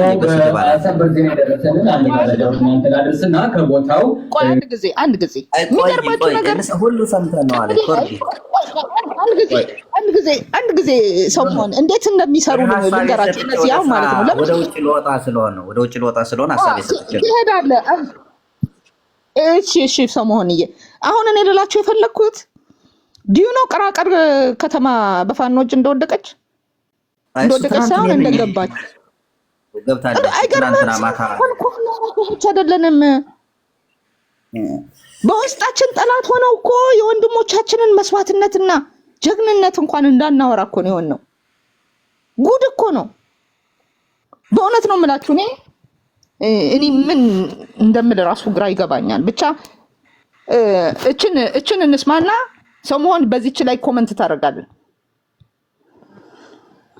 እንግዳ ማስገባ ይሆናል እንደሚታወቀው 7 ክፍለ ጦር ከሸዋ ጠቅላይ ግዛት እዝ በይፋ መውጣቱን ባለፈው መጋቢት 12 ቀን 2017 ዓ.ም በስልክ አግኝተናቸው አነጋግረናቸው ይፋዊ ከጠቅላይ ግዛቱ በአሰራሩም ሆነ በአማራ የህልውና ትግል ላይ አብረን መሰለፍ ስለማንችል ወጥተናል እና በህልውና ትግሉ ግን እየታገለ ነው የሚል መግለጫ ሰጥተው እኛም ወደ እናንተ አደረሰነው ነበር ዛሬ ደግሞ የ7 ክፍለ ጦር ህዝብ ግንኙነት ፋኖ አማራ ታዘዘ የስልክ መስመራችን ላይ ይገኛል እሱ ደውሎ ያደረሰን መረጃ አለ እንደሚታወቀው የ7 በሸዋ ቀጠና ከፍተኛ የሆነ ተጋሩ እያደረገ ይገኛል ከሸዋ ጠቅላይ ግዛት እዝ ቢነጠልም ቢወጣም ህልውና ትግሉ ግን አላቆመም እየታገለ ነው ያለው ይህን የህልውና ትግል በማድረግ ላይ ባለበት ሰዓትና ሰሞኑን ከባድ የሆነ ተጋድሎ እያደረጉ እረፍት ላይ ባሉበት የሸዋ ጠቅላይ ግዛት እዝ አመራሮችን እንዳፈነባቸውና ከህልውና ትግል ታጋይ የማይጠበቅ ተግባር መፈጸሙን አሳውቆናል። እንደ ህዝብ ግንኙነቱ መረጃ ከሆነ 5 የ7 ለ7 ክፍለ ጦር ከፍተኛ አመራሮችንና 2 አባላቶችን በኃይል ዛሬ በተለይ በኤፍራታና ግድም ወረዳ መንተኬ ሸረፋ ቀበሌ ላይ በኃይል አፍኖ እንደወሰዳቸው የህዝብ ግንኙነቱ አድርሶናል። የሸዋ ጠቅላይ ግዛት እዝ የሄደበት ያለው መንገድ ፍጹም ከወንድማዊ የህልውና ትግል የማይጠበቅና የማይታሰብ ነው። ከዚህ ተግባሩም ደግሞ እንዲቆጠብና መላው ማህበረሰባችን የሸዋ ጠቅላይ ግዛትን እዝ አካሄድ እንዲያወግዝና ከድርጊቱ እንዲቆጠብልን እወቁልን ሲል ፋኖ አማራ ታዘዘ የ7 ለ7 ክፍለ ጦር የህዝብ ግንኙነት መረጃ ደርሶናል። እስኪ ቴክኒሻናችን እሱን የሆነ ሰበር የሆነ መረጃ ያድርሰንና አድምጠን እንገናኛለን። ሰላም ጤና ይስጥልኝ። ፋኖ አማራ ታዘዘ እባላለሁ። የ7 ለ7 ክፍለ ጦር ህዝብ ግንኙነት ኃላፊ ነኝ።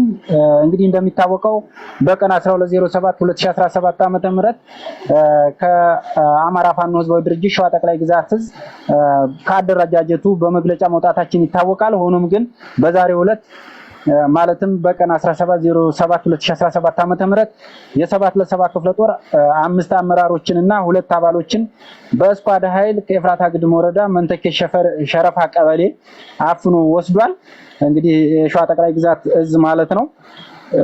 ይህን ድርጊት የፈጸመው በሚገርም ሁኔታ ከ3 ሳምንት ለተከታታይ ለ3 ሳምንት ውጊያ ካደረግን በኋላ እረፍት በምናደርግበት ሰዓት መጥቶ ነው አመራሮችንና 2 አባሎችን አፍኖ የወሰደው። እንግዲህ ከታፈኑት አመራሮች ውስጥ አንደኛው የ7 ለ7 ክፍለ ጦር መረጃና ደህንነት ኃላፊው ፋኖ አርበኛ ሰይድ ኢማም ነው። ሁለተኛ የ7 ለ7 ክፍለ ጦር ፋይናንስ ክፍል ኃላፊ ዋሲውን በየነን ወስደዋል። ሶስተኛ የ7 ለ7 ክፍለ ጦር ምክትል ፖለቲካ ዘርፍ ኃላፊ ፋኖ አባተን ወስደዋል። አራተኛ የ7 ለ7 ክፍለ ጦር ማህበራዊ ጉዳይ ዘርፍ ኃላፊ መሐመድ ሐሰንን፣ አምስተኛ የ7 ለ7 ክፍለ ጦር የሰው ኃይል አስተዳደር ኃላፊ አህመድ ሙሄን አፍነው ወስደዋል። በተጨማሪም 2 የ7 ለ7 ክፍለ ጦር የፋኖ አባሎችን አደፍራሽና ሽመልስ የሚባሉ አባሎችን አፍኖ ወስዷል ማለት ነው። ይህንን እንግዲህ እኩይ ተግባር ይህንን ትግል የሚደግፉና የትግሉን መጨረሻ በጉጉት የሚጠብቁ የአማራው ማህበረሰብ እንዲያውቅልን እንፈልጋለን። በተለይም የኤፍራታ ግድም ወረዳ ህዝብና የቀወት ወረዳ ህዝብ እንዲያውቅልን እንፈልጋለን ማለት ነው። እኛ ጠላታችን አገዛዙ ብቻ ነው። የእርስ በርስን ውጊያ አጥብቀን እንቃወማለን፣ እናወግዛለን እና ይህንን ድርጊት ከዚህ እኩይ ድርጊታቸው እንዲያቆሙልን ቀጠናውንም ለቀው እንዲወጡልን ስንል መልእክታችንን እናስተላልፋለን። ይህ የማይሆን ከሆነ ግን ከባድ የሆነ አደጋ ውስጥ እንደምንገባ እንደ አማራም እንደ ኤፍራታም እንደ ሸዋም መናገር ፈልጋለሁ። አመሰግናለሁ። ቴክኒሻናችን እንዲሁም አመሰግናለሁ። ፋኖ አማራ ታዘዘ ስታደምጡት የነበረው የአማራ ፋኖ 7 ለ7 ክፍለ ጦር የህዝብ ግንኙነት የሆነውን ፋኖ አማራ ታዘዘን ነው። ከ7 ለ7 ክፍለ ጦር ከሸዋ ጠቅላይ ግዛት እዝ ቢወጡም አሁንም ድረስ በሸዋ ጠቅላይ ግዛት እዝ ጥቃት የደረሰባቸው እንደሆነና ዛሬም ፍጹም ከህልውና ትግል ታጋይ የማይጠበቅ ተግባር እንደደረሰባቸው ነው ያደረሰን የነበረው። የአማራ ህዝብም መላው የህልውና ትግሉ እንዲደርስልንና ትኩረት እንዲሰጠውም ሲል ነው መልዕክቱን ያስተላለፈው። ከልብ እናመሰግናለን። አድማጭ ተመልካቾቻችን ዛሬ ለየት ባለ መንገድ ወደ እናንተ ስናደርስ የነበረው በዘመቻ አንድነት 9ኛ ቀን የተደረጉ አበይት ክንዋኔዎችንና ኦኬ ይሄንን ሙሉን ስለማቀርብ እዚህ ጋር ላቁምና ምርኮኛው እንግዲህ ይሄንን ታሳቢ አድርገህ መቀጠል ትችላለህ። እኔ መጀመሪያም ሰምቻለሁ ተርዲትዬ። እኔ ምን መሰለሽ ሀሳቤን ከተረዳሽው እኔ አንቺ የምትይው እነሱ የሚሉት ምናምን እኮ ጠፍቶኝ አልገባኝ ብሎ ወይም ደግሞ ደፍሮ እንደዚህ ስለተናገርኩ የሚመጣ አይነት ለውጥ እንደሌለ ስለማውቅ ነው እንጂ አሁን ለምሳሌ የአንቺ ሶሉሽን ሊሆን የሚችለው ምንድነው? አሁን እኔ መፍትሄውን ነግሬሻለሁ። መፍትሄው ሊሆን የሚችለው ምንድነው? ስፔሻሊ ምድር ላይ በተሻለው የተሻለ ፖለቲካ እንዲሰራ ተደርጎ ወንድሞቻችን በደንብ አንቅቶ ወደነ ኢንጂነር ደሳለኝ እንዲገቡ ማድረግ ነው የኔ መፍትሄ ሊሆን የሚችለው። እነ መከታውም በቃ እንትን እንላለን። ያጠፋውም እንግዲህ እስካሁን ያደረግነውም የተሳሳትነውም ተሳስተናል፣ ነገር ግን ከወንድሞቻችን አንድ ሆነን እንሄዳለን ማለት የሚል አይነት ሀሳብ ካላቸው ቢሆን ደስ ይለኛል። ግን የሚሆን አይመስለኝም።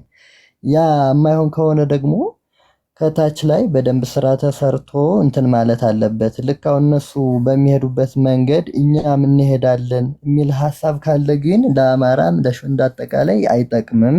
የኔ አመለካከት እንደዚህ ነው። እስኪ አንቺን ደግሞ ብትነግሪኝ ደስ ይለኛል። መፍትሄው ወይም ሶሉሽኑ ምንድነው ሊሆን የሚችለው? ምክንያቱም እዚህ ሸዋ ላይ በደንብ እንደዚህ ቀለል አድርገሽ የምታየው ነገር አይደለም። ያው መከተው ምን ያህል ኃይል እንዳለውም ስለምታውቂ አይ አሁን ኃይል የለውም እያልኩ እኮ ነው። መከተው አሁን ተታፍቷል።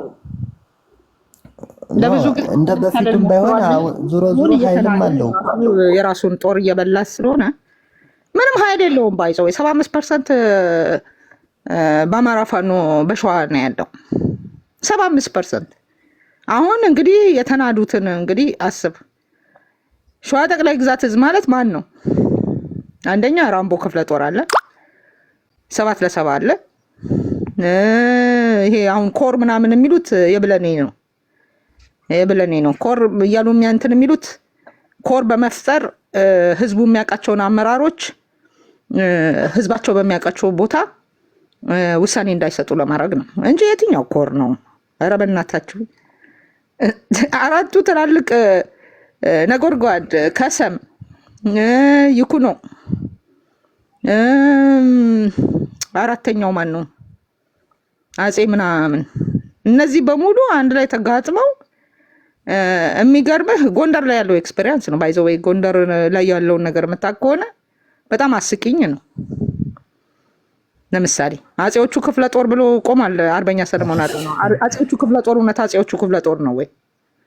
ሁሉንም ብርጌዶችን ይዞ ነው ያለው። ዞን ቲንግ አሁን አለ የምትለው ከጉና ክፍለ ጦር የተወለደው የገብርዬ ክፍለ ጦር ነው። የገብርዬ ክፍለ ጦር ውስጥ ያሉ ልጆች ምናልባት ሲዘብል ይሆናል። የበጌ ምድር ክፍለ ጦር የአርበኛ ደረጀ፣ ጣይቱ ክፍለ ጦር የአርበኛ ተሾመ፣ እነዚህ በድሮ ቁመናቸው ነው ወይ ያሉት? አየህ፣ ያ በቂ ስላልሆነ ምን ማድረግ ጀመሩ? ጉና ክፍለ ጦር የኛ ነው አሉና መይሳው ካሳ ክፍለ ጦር ብለው ሊውጡት በጣም ነው ጥረት ያደረጉት። በዚህም የተነሳ ባይዘዌ ስቴደንሳን ክፍለ ጦር ከጉና ክፍለ ጦር ውስጥ ስቴደንሳ ብርጌድን መይሳው ካሳ ክፍለ ጦር ብለው ሊያቋቁሙ ሞክረው ተመተው ሲባረሩ ዛሬም ድረስ ጉና ክፍለ ጦር የለችም መይሳው ካሳ ክፍለ ጦር ናት ይላሉ። ስቴደንሳን በልተው ለመውጣት 71 ፋኖ ወድቋል። 71 ፋኖ ወድቋል። ይህንን በመደበቅ የት ነው የምንደርሰው? ሸዋ ጠቅላይ ግዛት እዝ ቤዚክሊ ሸዋ ጠቅላይ ግዛት እዝ አለ የሚያስብሉት እነ 7 ለ7 የማመድ ቢሆነኝ ክፍለ ጦር ብርጌድ የነበረው ወደ ክፍለ ጦርነት ያደገው እሱን አባረህ የት ልትደርስ ነው? ራምቦ ክፍለ ጦር ማቀው ሬማ ውስጥ ከተህ ሊያውም ቀስተነብን ወቅተህ ገብተህ ህዝቡ ዝም ብሎ የሸዋ ሰው እኮ በጣም ከባድ ነው።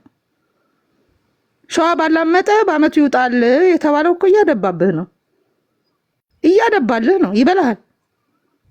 ማጀቴ ላይ እንደበላህ መከታው ማሙ ሬማ ላይ ትበላለህ፣ ኤፍራታ ላይ ትመታለህ። ይህንን ወቅ 7 ለ7 መተህ ኤፍራታ ልትኖር ሸዋን አታውቁትም ማለት ነው። ታግሶ ታግሶ ታግሶ ራሴን አድናለሁ ብሎ ይነሳላል። ድብልቅልቅ ያለ እርስ በርስ ይመጣላል። ይህን ወቅ ታግሶ ታግሶ ነው። ሸዋ ባላመጠ በአመቱ ይውጣል እኮ ስትባል ይሄ ሁሉ በደል እያየ ቁጭ ያለው ፋኖ ጎርፎ ነው እንደሚወስደው ወቅ ትግሉ በሙሉ ገደል ሊገባ ይችላል ነው የምልህ።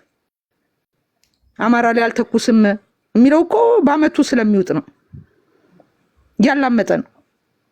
አመት ሙሉ እያላመጠ ነው። ለትግሉ ሀሳቢዎች ከሆናችሁ አካፋን አካፋ ብላችሁ ጥሩ። መከራው ማሞ የተባለ ሸኔ የሚያደርገውን አውግዙ ነው የምላችሁ። ያሽሞነሞናችሁ መከራው ማሞን ብፁዕ ለማድረግ የምትሞክሩ ከባድ ነው የሚሆነው። አጸፋው ከባድ ነው የሚሆነው ነው የምላችሁ እኮ ይገባኛል። እናሽሞንሙነው እያልኩሽ እኮ አይደለም። ይሄ የሚሄድበትን መንገድማ መቃወሙ እንትን ማለቱ ስህተት ነው ማለትማ ግድ ነው እኮ። እንደዛ ማለቱ ተገቢ ነው። ግን ሞር ደግሞ ምን ላይ ነው ብንሰራ ተጠቃሚ ሊያደርገን የሚችለው የት ጋር ምን ላይ ቢሰራ ነው የሚለውን ነው። እስኪ አሁን አንቺ መፍትሄ ሊሆን የሚችለው ምንድን ነው? በደንብ ውጤታማ ሊያደርግ የሚችለውን በአንቺ ሀሳብ ምንድን ነው? መቼም እነሱ በመጡበት መንገድ እኛ ምንሄድ የሚለው ይጠቅማል ብዬ ስለማላስብ ነው። የመጀመሪያው ማውገዝ ነው። ማውገዝ እሱማ እያወገዝን ነው እኮ። አይ አይደለም። ሸዋ ጠቅላይ ግዛት ትልቁ ኃይል ያለው ነው እያልክ አይደለም እንዴ? እውነት አይደለም። ኃይልም አንጻራዊ ያለው ከሌላው አንጻር ኃይል የለውም እያልኩ 5% የለውም እያልኩ ነው። ግን እናንተ ትልቁ ኃይል መከታው ነው የሚለውን የብልጽግና ነው አይደለም። ከእንትን አንጻር ነው። ኃይል አለ ማሞ ሸኔ ነው ብላችሁ ማውገዝ አለባችሁ። ቆይ ልንገርሽ፣ ኃይል አለው ያልኩት ከምን አንጻር መሰለሽ? ለምሳሌ አሁን ወሎ ኮረኔሉ ጋር ያለው ኃይልና ምሬ ጋር ያለው ኃይል አይወዳደርም አይደል? በጎንደርም በአፍቴና በደረጃ ያለው ኃይል አታወዳድሪው። ከዛ አንጻር ነው። ከሸዋ ግን አንጻራዊ በመከታውና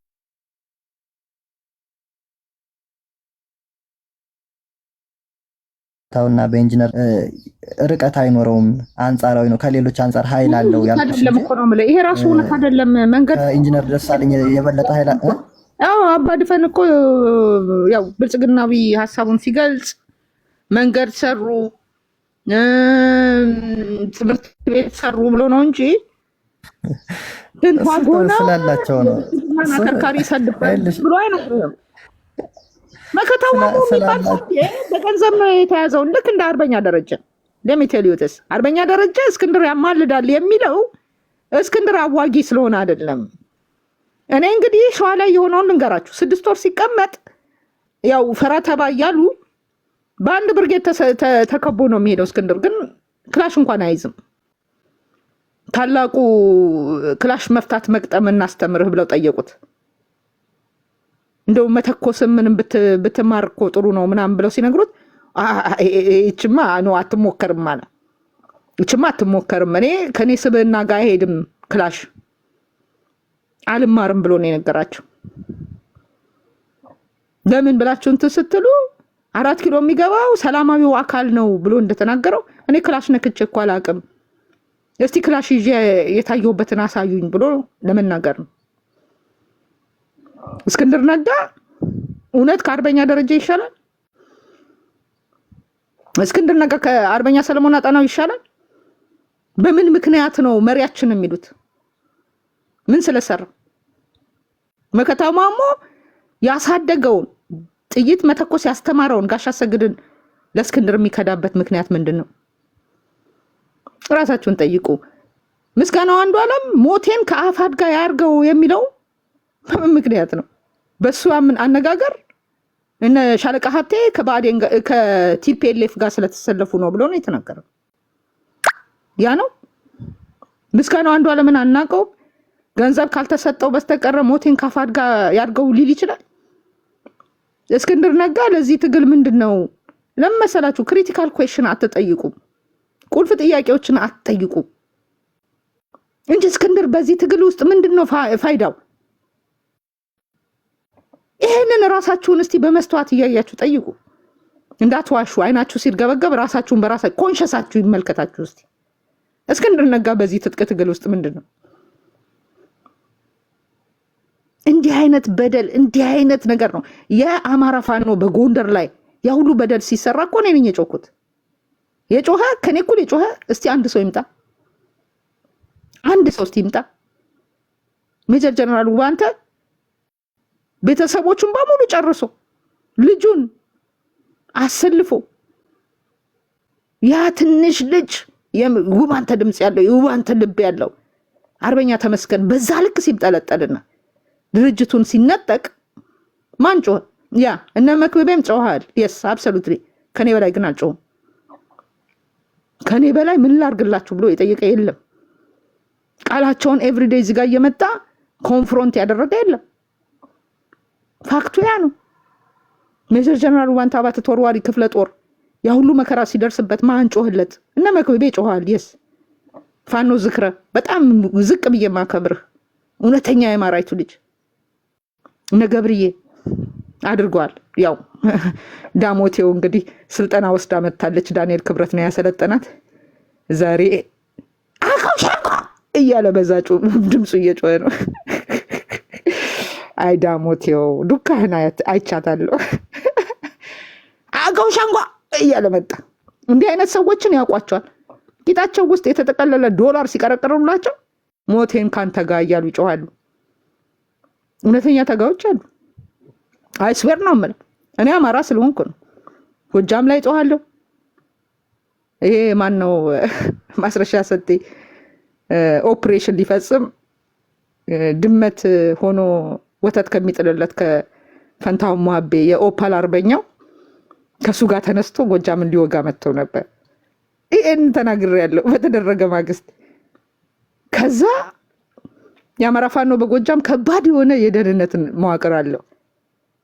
ማስሬ ፋንታው ሙሀቤ የጣሉላትን ወተት ከጠጣች በኋላ ጥቂት ሰዎችን አስከትላ ይህንን በሳተላይት ባየው እንዴት ደስ ባለኝ ነበር። ከልበስ እያለች ከመካነ ሰላም መታ የአማራ ፋኖ በጎጃም ደግሞ ገብቶታለች። ትንሽ ኃይል አሰልፋ የመጣች ማስረሻን ገጠማት። ድረስልኝ ብላ የጠራችው መከላከያ ነው። መከላከያ ከየት መጣ ሳይባል ዘነበ። ብርጌዷ ራሱ እሱን በቁጥጥር ስር ልትዋል የመጣች ብርጌድ ራሷ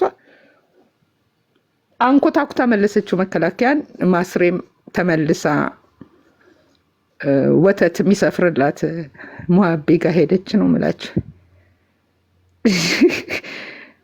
ፀሐይ መውጫ የሌለው ፋንታው ሙሀቤ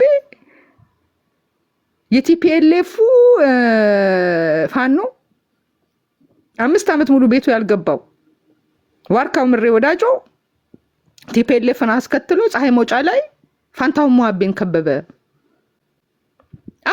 ይሄ አሁን የአብይ አህመድ ድራማ አይደለም እንደ እየሰማችሁ ያላችሁት? ዳውንት ላይ ዘና ፈሰስ ብሎ በተደራደረበት ቦታ ማንም ስለማይመጣለት ተኩስ አቁም እንትን ስላለ በጀርባው ተኝቶ የነበረው ፋንታው ሙሀቤ ፀሐይ መውጫ ላይ አልተዋጋም።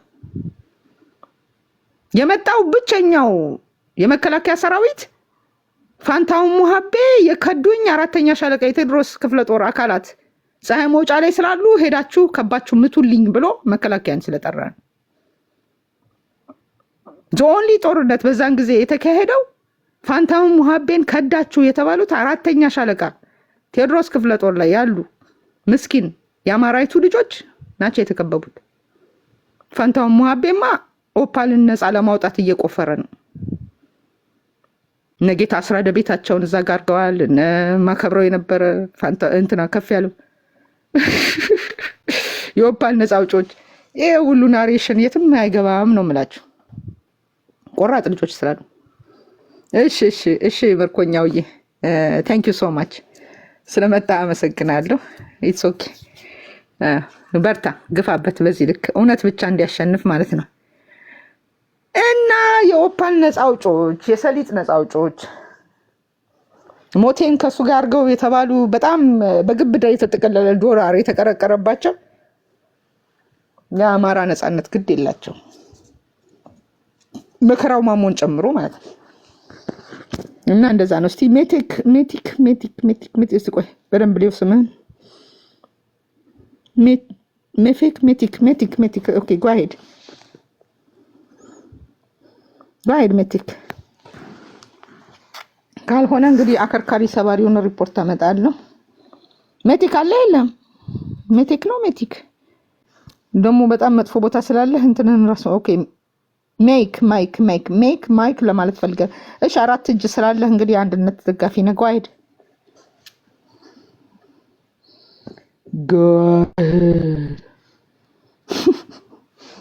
አማራን የሚያሸንፍ ምንም አይነት ኃይል የለም በሚል አሳስባችኋለሁ።